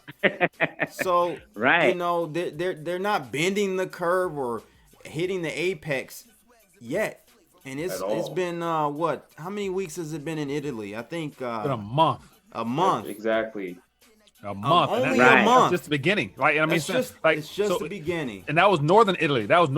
For that month. So I'm assuming now it has to be, they locked down the whole country. So I would imagine it has to be definitely middle to the south.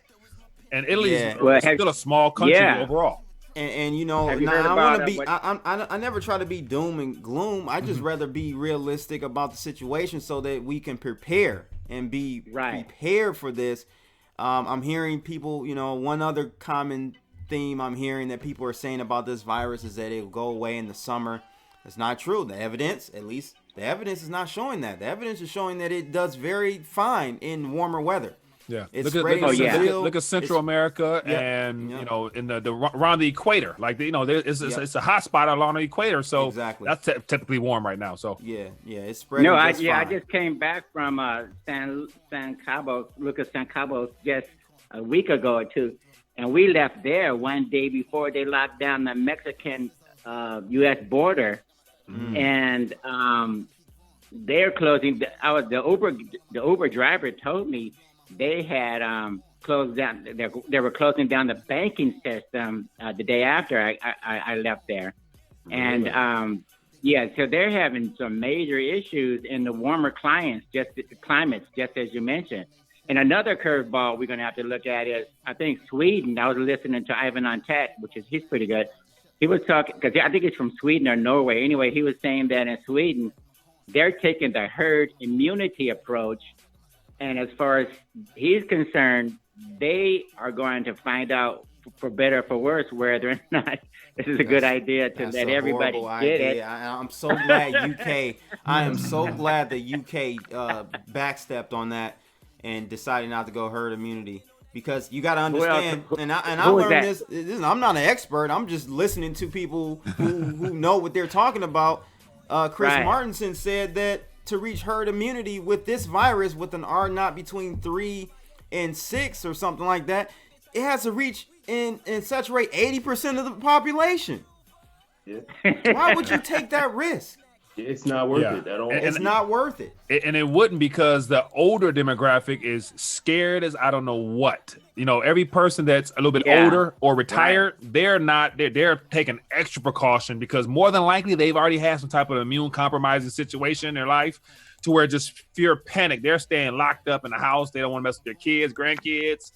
So, you know, I think the older population would be hard to let that run rampant through anyway. So, but think about this. If it does die down, if you're an older person, at what point will you feel comfortable coming out of your house knowing that the problem wasn't solved? It might just have just been blown over for the season. So it's going to change how senior citizens live. Right. I want you to put your tinfoil hat on. I'm going to throw something else at you, okay? Sounds good. I can do that. It has to be crazy, though. Okay. Yeah, when we reactivate the former military people, the reserves, and the some of the other medics who've been out of the army, those guys are going to get reactivated at some point, right? Yeah, they're assembling them right now. Go ahead. Yeah, as we speak. Right. Now, check this out.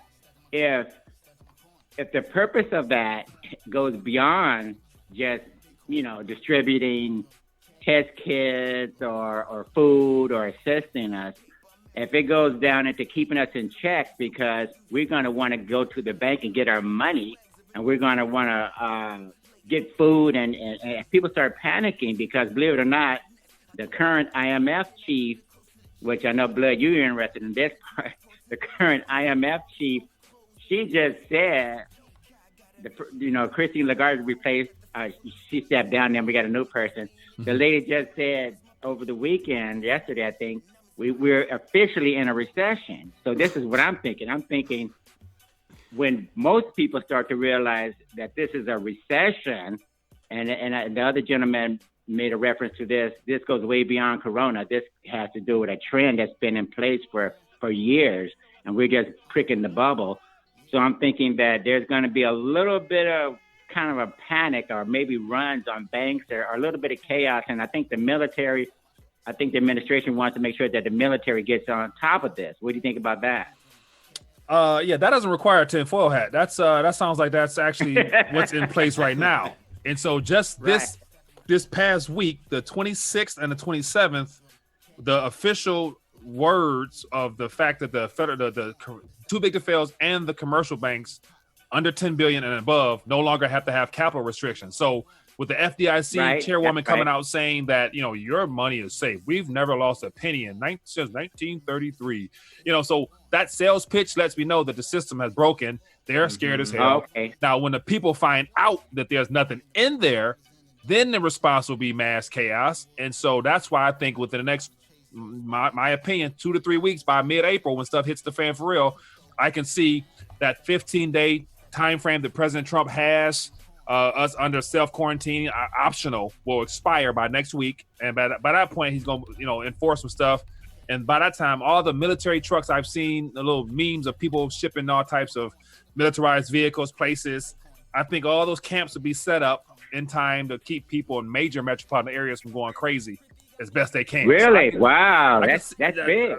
I mean, because think about this. For the last 4 or 5 years, I've been hearing about how the U.S. Army has been, getting more than enough ammunition. They've been stockpiling ammunition. They got buku coffins. They got FEMA camps, layout plan, road maps, and all stuff like that. That stuff's still in play. And so I would imagine that's a part of the game plan at some point. And so there is a plan for social unrest, I believe, and I can think it will get ugly. Hey, what about BlackRock? Also, what about BlackRock? You heard about them? What about them? No, give me the rundown. BlackRock is going to be working with the United States government. Yeah, and they said they're not going to charge them. That right. You're doing us a favor. Oh, thank you. Oh, you're not going to charge. That's not a conflict of interest. Okay, BlackRock is a major ETF player, right? Yeah, and real estate. Right. So it sounds like somebody's shifting a lot of this bad debt and different things from one place to the other. Yeah. Oh my goodness! They're going to waive fees for running Federal Reserve bond buying program. Yeah. Hey, Mike, sure. Yeah. Mike, I gotta ask, man. Go ahead. FEMA camps. Do you think that Walmart might actually sell some of their property to the United States federal government for FEMA camps? That sounds like some tinfoil stuff. No, watch this. Aluminum foil now, baby. No, it's not. It's not aluminum foil because if you look at the alternative media spin that was given by a lot of people out there 2 or 3 years ago, they were already shutting down certain Walmarts in certain areas out of the blue. Remember hearing about construction, all of a sudden the pipes, and so they shut down the entire Walmart, gave nobody a notice that they were getting fired. So that I believe, I haven't seen it, but I believe there are strategically placed Walmarts that are vacant right now. Or think about this: you got the Sears buildings is closed. What else? What other major retailers that are closed that could be a housing unit, for a mass amount of people? So I think with all these abandoned buildings now, there's going to be more abandoned buildings from businesses going out of from stores going out of business, that there'll be more than enough places to house people. So I think that they are still out there, and that game plan is still a part of the agenda, if need be. Now, whether Trump goes for that or not, I don't know. Right. Hey, Blood, what do you think about hyperinflation at some point with the dollar? Yeah, it's going to come. But it's going to come after the deflationary event, which we're going through now, in my opinion. And that's what I was telling. I was on Mike's show earlier this week with Reggie Middleton, and that's what I was saying. I think we're going to see a deflationary spiral before we see a hyperinflation event. Okay, so when you get to hyperinflation, shouldn't that be good for the crypto industry? Yes, at that point, but the deflationary part won't be. So that's why I've been warning people, and it's playing out. I disagree. Okay, now, go ahead, Mike. Not that I disagree, but it all depends on how you look at it. And so if you realize the course of action the Federal Reserve is taking now will be it's not, clear they know it's deliberate, but if you believe that the course of action they're taking now is ultimately going to lead to a fatal ending of this monetary paradigm, which is the fact that all fiat currency returns to its intrinsic value of zero. If you believe that they're going to run this thing into the ground, then on the other side of that, then all those digital units will have to go somewhere, and it's usually the things that have monetary properties that will be recipients of that. And so the deflation you're referring to, looking at it from that viewpoint, I believe can be looked at as an opportunity to buy. Like, so I want Bitcoin to go down. Like, I'm praying that people get, you know what I'm saying? I am too, but you gotta understand it's gonna be across the board. People are gonna be maybe shocked and scared to buy if they see the price going lower. I'm just trying to warn them to say, don't panic if you see Bitcoin go to 3,000. Go back to 1,200 before we have to move up. It's a sucker sale before the rally. I think Blood has it right on point. When I work my way through the process, it looks like the steps are going to be deflation, hyperinflation, lack of trust in the dollar. Where else do I go? If Bitcoin doesn't have a technical issue or anything like that, then it seems, as far as I'm concerned, then that's where you go, because it's a workable system. One thing just to correct you though is no, in the deflationary spiral, actually you got to think the dollar gets stronger. That's what we're going to see. Oh, really? Yes. Prices go lower. Prices go lower. Your asset price goes lower against the dollar, so that means it takes less dollars for you to purchase that asset. So your real estate is going to drop. but the dollar gets stronger first. Yeah. Then the hyperinflation happens. But then one thing, inflation happens and the dollar plummets. But then what's one thing that's going to be different with that scenario? So what you're describing is the usual way that things play out, based upon prior experiences we've had with the fluctuation of markets or whatever. But when you have all central banks doing the same activity, where I would assume that if you're in Europe or in South America or Argentina, and you're used to running towards a dollar, but yet if you know that they're doing the same thing your central bank is doing, then I would imagine there wouldn't be the same level of confidence that would create that demand for dollars where it would be of value to anybody, to where I could see a complete meltdown together. Like, it's all in a race to zero. So I don't think the confidence will be there in the dollar to where, the people be running to it for safety like they have before. So because everything is now interconnected, I wouldn't say it's going to play out in the exact same way based upon the way it's been happening before. So where do you think, what would be the flight to safety then in this scenario, in this go around? A lot of governments have actually been flying towards Bitcoin. You'd be surprised. A lot of governments are buying up Bitcoin. Nah, they ain't buying no Bitcoin. Yeah. I'm a crypto person, bro. I'm a crypto person. Bro. Not yet, bro. No, not yet. This market is so thin. If a government agency went and bought some Bitcoin, it would be at 100,000 right now. But watch, a lot of the central banks that do happen to have some crypto is because it was confiscated, and when they went out and said that the person was doing some illegal activity. Now, how many governments actually put those coins back out into the market, as opposed to, I know the Federal Reserve or the U.S. government, I think they sold theirs, but I think Sweden and France and all the people they've confiscated, they sit on them coins.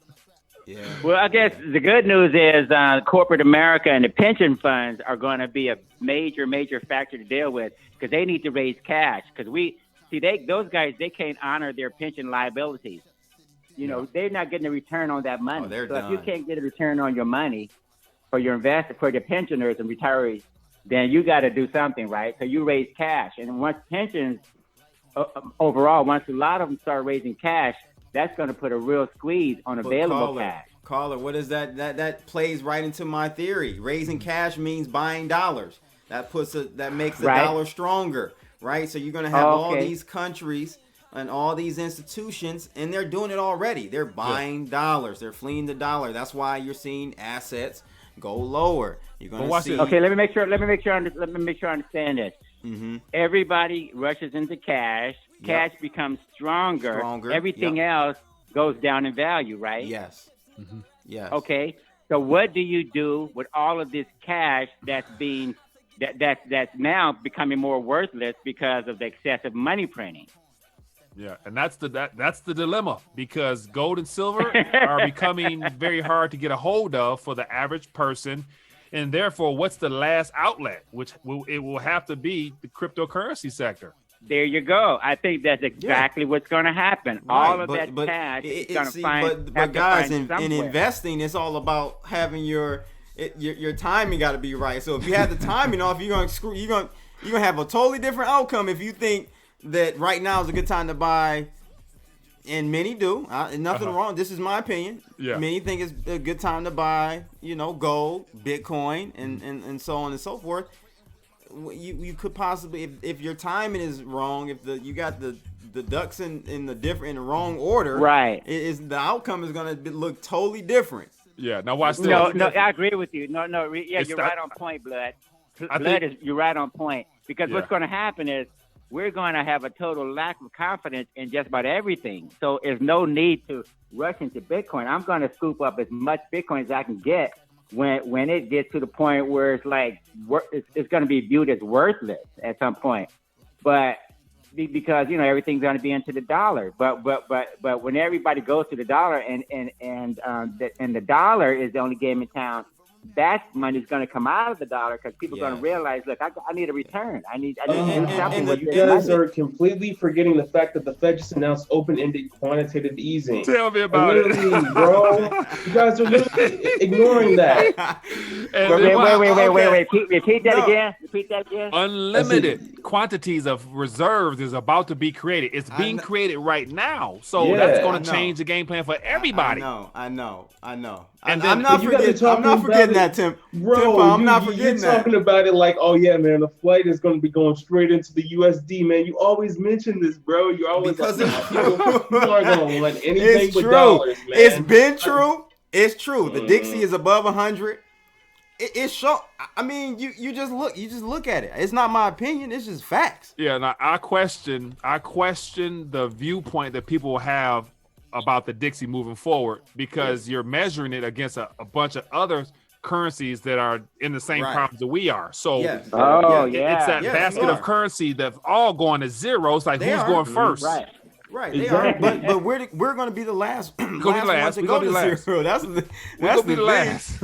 Yeah. Dude, but everybody that actually cares though is going to realize that it's all just being printed into confetti now, and they're not going to want to flee into something that's literally going to be confetti, you know? Like, bro, even the federal government, what the Democrats try to do, what they propose, literally migrating the dollar to a completely digital ledger. Like, bro, they're going to realize that this is worthless. This is literally just paper trash. And I agree with you. It's just that, and of course, one other thing, caller, we can't time the bottom, so you got to, it's not, I'm not giving financial advice, but of course you can't time the bottom. You dollar cost average in, dollar cost average out of positions. That's how I would do. So yeah, but think about this. Knowing that this day is coming, my opinion is you should already be positioned in a way where if it happened tomorrow or happened next year, you'll still be able to absorb some of this liquidity into the things that you have currently, because to wait until the stores close to go down to the store to get some food is like saying, like, dude, at some point it's going to come. So my personal opinion is, based upon all the stimulus that's coming, there's going to be more trillions brought into existence like never before.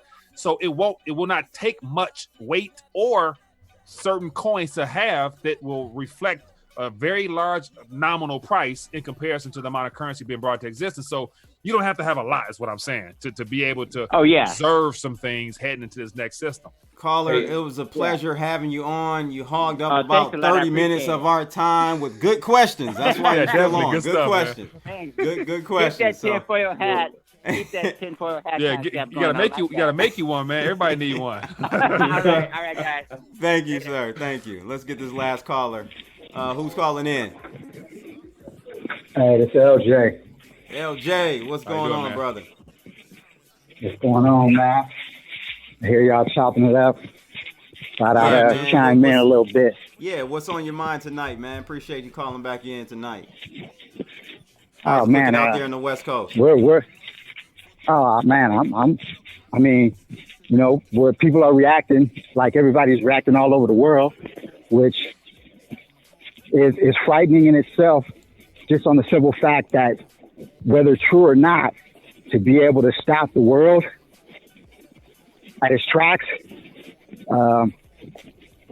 I kind of fear I fear that this is a test run, possibly, even whether it's manufactured or not, the ability to, like the brother was talking about, them creating those those bills from out of thin air, that stuff's been on the shelf.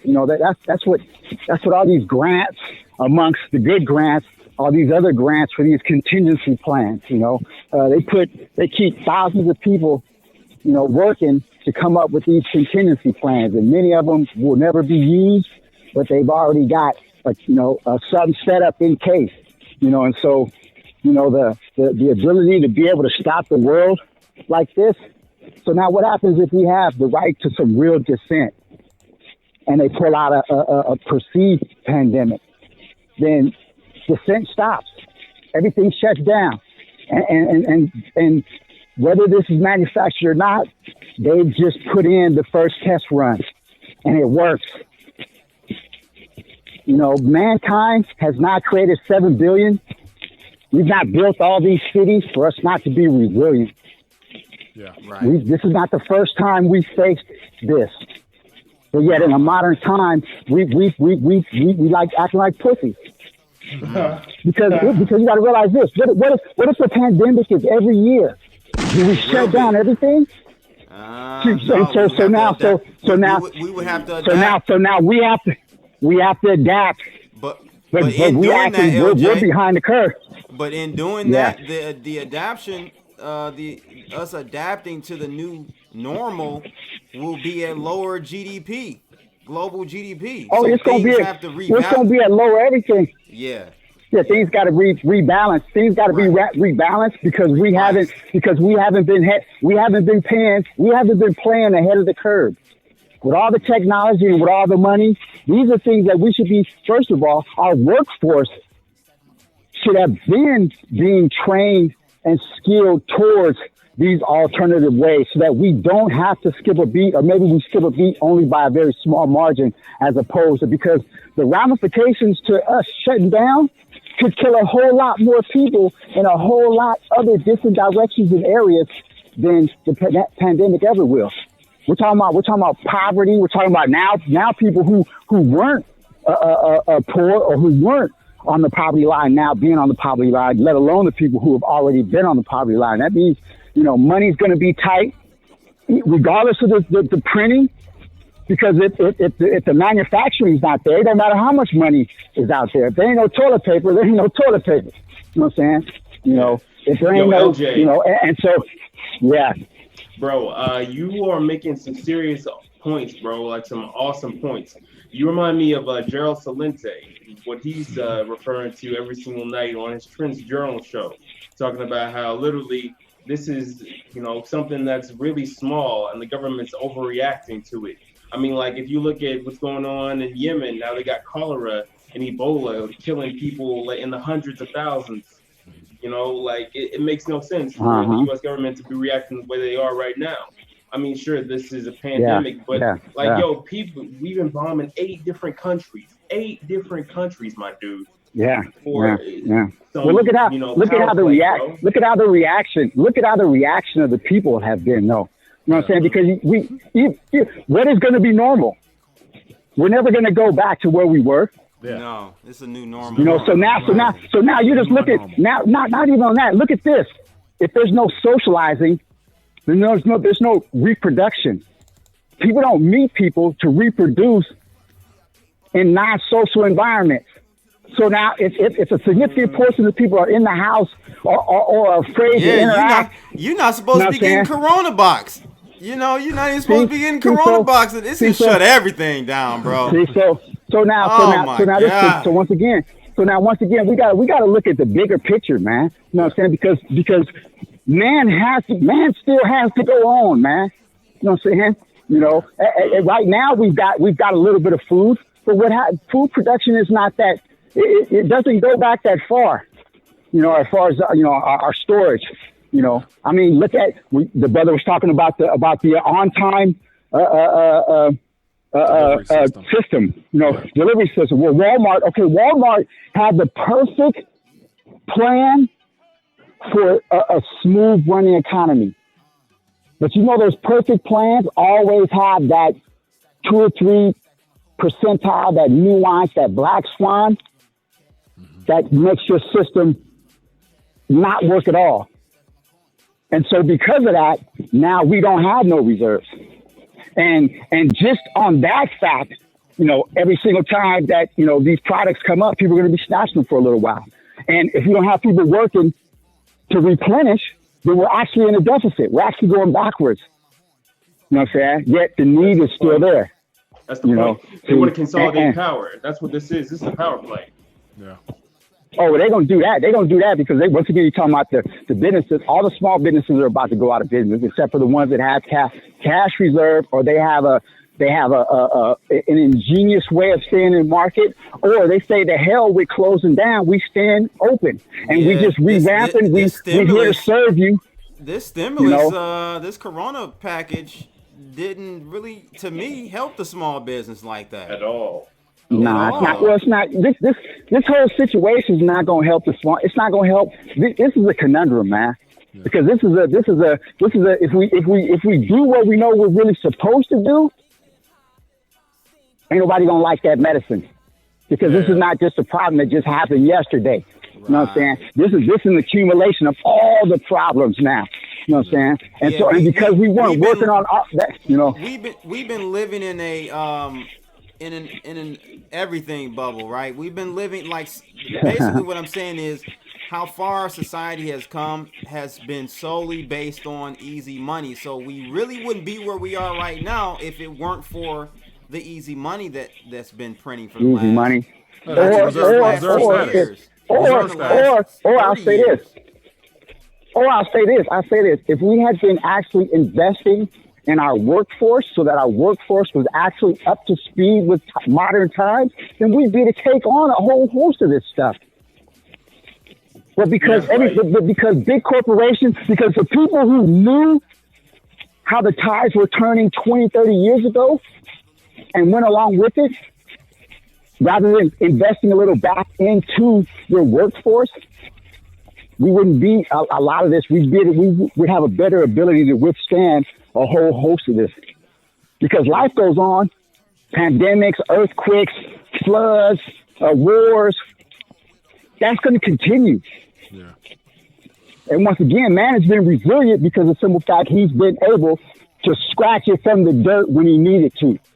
And because we've lost that skill set and the technologies that we do have, a significant portion of our population don't even know how to fucking use it. Yeah, Mike. You know, it's crazy. What's your thoughts on what LJ is saying here? Hey, he's 100% right, man. You shooting it straight, and so I believe overall, you know, I am very optimistic over the amount of creative and ingenuity that will come from this current cycle we're in. Now, people will be forced to their comforts will be disrupted to where we'll be forced to think outside the box as a human race, and I think we'll end up better after this, possibly. And I think it's going to be done in small communities. I see like this social distancing that we're now going to be introduced to. It's going to cause us to interact with one another differently. Your circles. You're going to look at everybody. Your circle's about to shrink. Yeah, everybody you look at now, you're looking at them like, you know, are they a carrier? And that's going to become a permanent. Your circle's about to shrink. Exactly. Even amongst your families. Your circle's about to shrink. You know, and that's going to affect business. That's going to affect business, how people deal with each other, so now it's got to be a new model, or at least a hybrid of a model. You know what I'm saying? Right. You know. Yeah, I don't think it's the end of the world, man. I have to really press that to people because it's not the end of the world. It's just a new world, man. Hey, it is the end of the world. It's the end of the world if we do not learn from this and grow. You know what I'm saying? And if we don't actually fix the past errors that we made with NAFTA and all these other trade agreements that literally gutted America into becoming a consumerist society. Man. You know, and if we don't stop picking leaders and people who speak for us, who don't know what the fuck they're talking about, or who, when they spill stuff, it's illogic as fuck. Because once again, we look to see now you got China using their supply chain as a weapon. Yeah, that's like you selling your refrigerator and your stove because your neighbor bought a bigger refrigerator and stove, and he told you that he'll cook for you every day, and you believe that shit. Yeah. because it's gonna be cool. It's gonna be cool all the way up until it ain't cool, and then guess what? You ain't got shit to cook. Yeah. Now it's different if you say, "Hey, you know what? I might downsize my stove because I'm gonna eat next door twice a week, right. But I still got the ability to cook." See, that's how you know what I'm saying? Right. See, and we didn't do that. We gave all that shit away.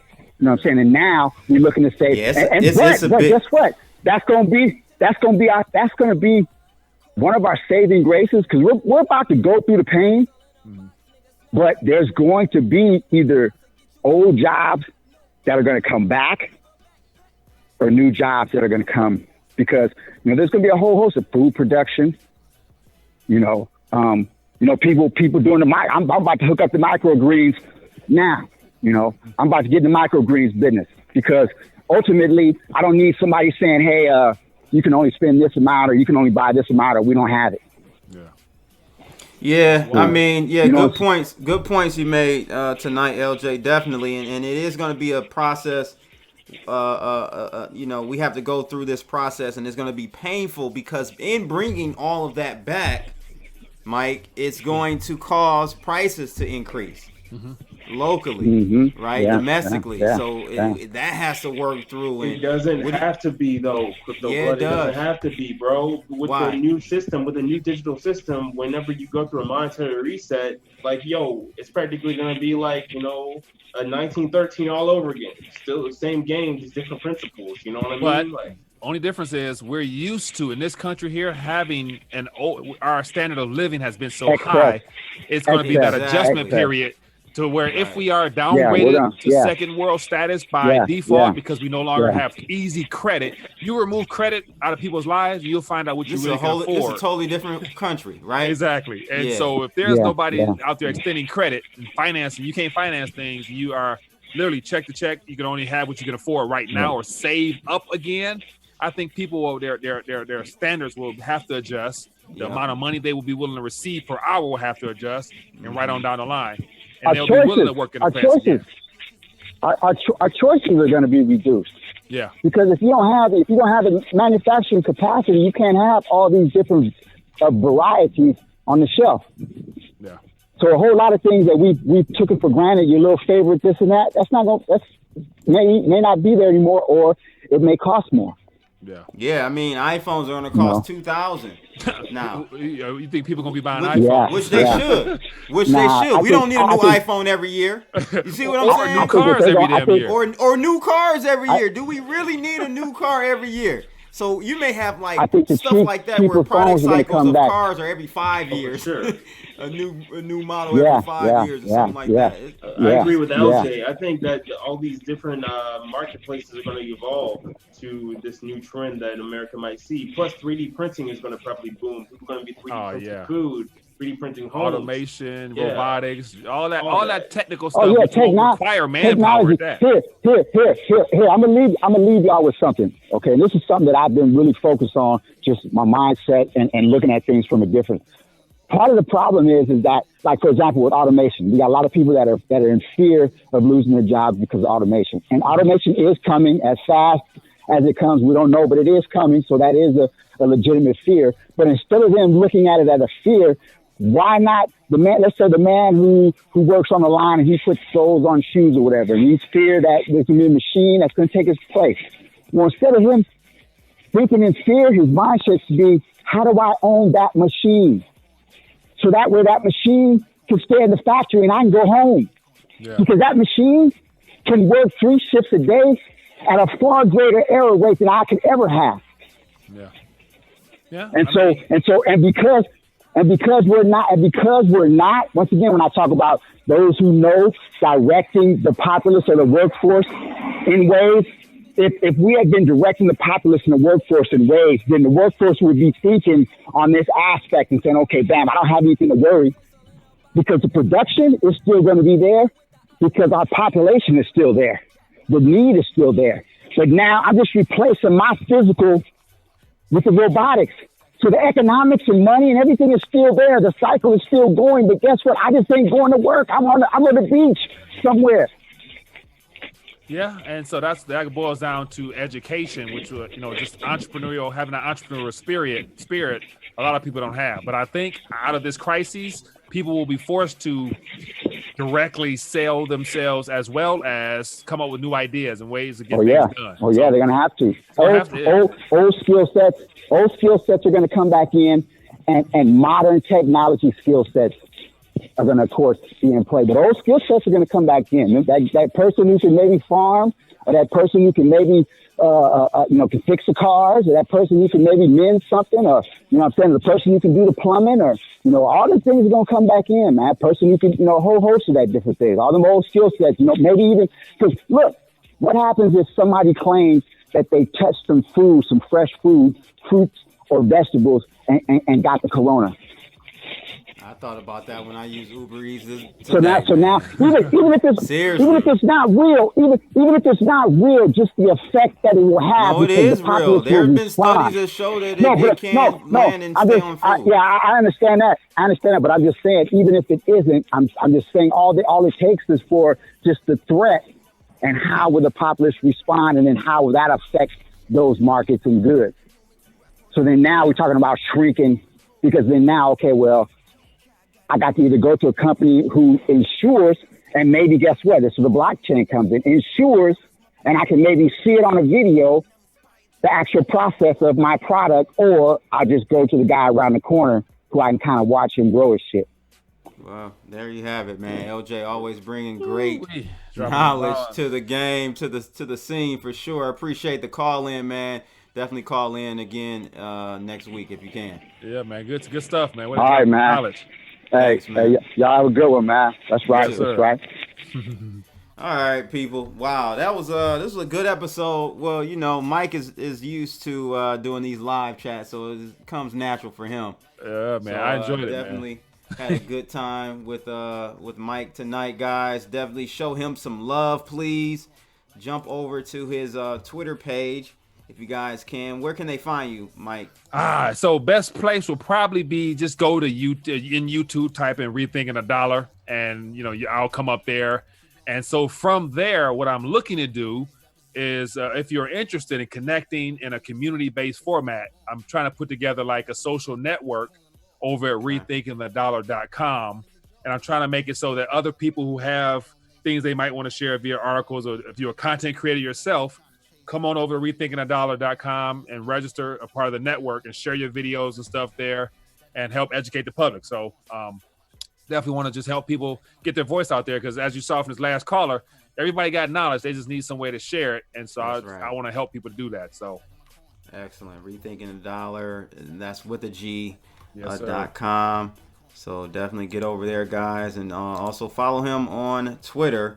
Yep. It's Rethinking without a G. Without the G dollar on Twitter. So check him out, guys. He does really good content, and like he said at the beginning, we need your support to continue doing this type of content. This is the content that people really need. Make sure you share our channels so that your friends and families will get up to speed on what's really going on out here, people. It's unfortunate what we're seeing right before our eyes. Doesn't matter if you're a Democrat, doesn't matter if you're a Republican, Republican, it just doesn't matter. They're all kind of they have an agenda, and their agenda is unfortunately to help themselves first, then us.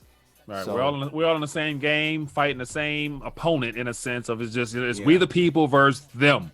Whoever they are, them are. So they're the people who don't really want you to prosper in all this time of chaos. So this is a good time to get informed, man, because all your family members have questions. And so no doubt you're sharing your expertise and wisdom, connecting with other people that also share this, as well as you interview a lot of people. So do I. So, it's just not my opinion. I'm talking to experts. So do you. Exactly. So exactly. Yeah, man. So smash that like button, guys. And again, thanks, Mike, for coming on. I'm going to definitely have him back on, guys. My great co-host tonight. It's your boy, Crypto Blood. We out of here, people. Episode 32. Bitcoin, Litecoin, Ethereum, cash. Bitcoin, Litecoin, Ethereum, cash. Stacking my coin, stacking my coin. Stacking my coin, stacking my coin. Bitcoin, Litecoin, Ethereum, cash. Bitcoin, Litecoin, Ethereum, cash. Fuck fiat paper, I'm after a new caper. Staying tuned to the moves. Do it live! I'll write it and we'll do it live! The swags of a new flavor, I'm after a new layer. Fucking thing sucks! We'll do it live. Okay.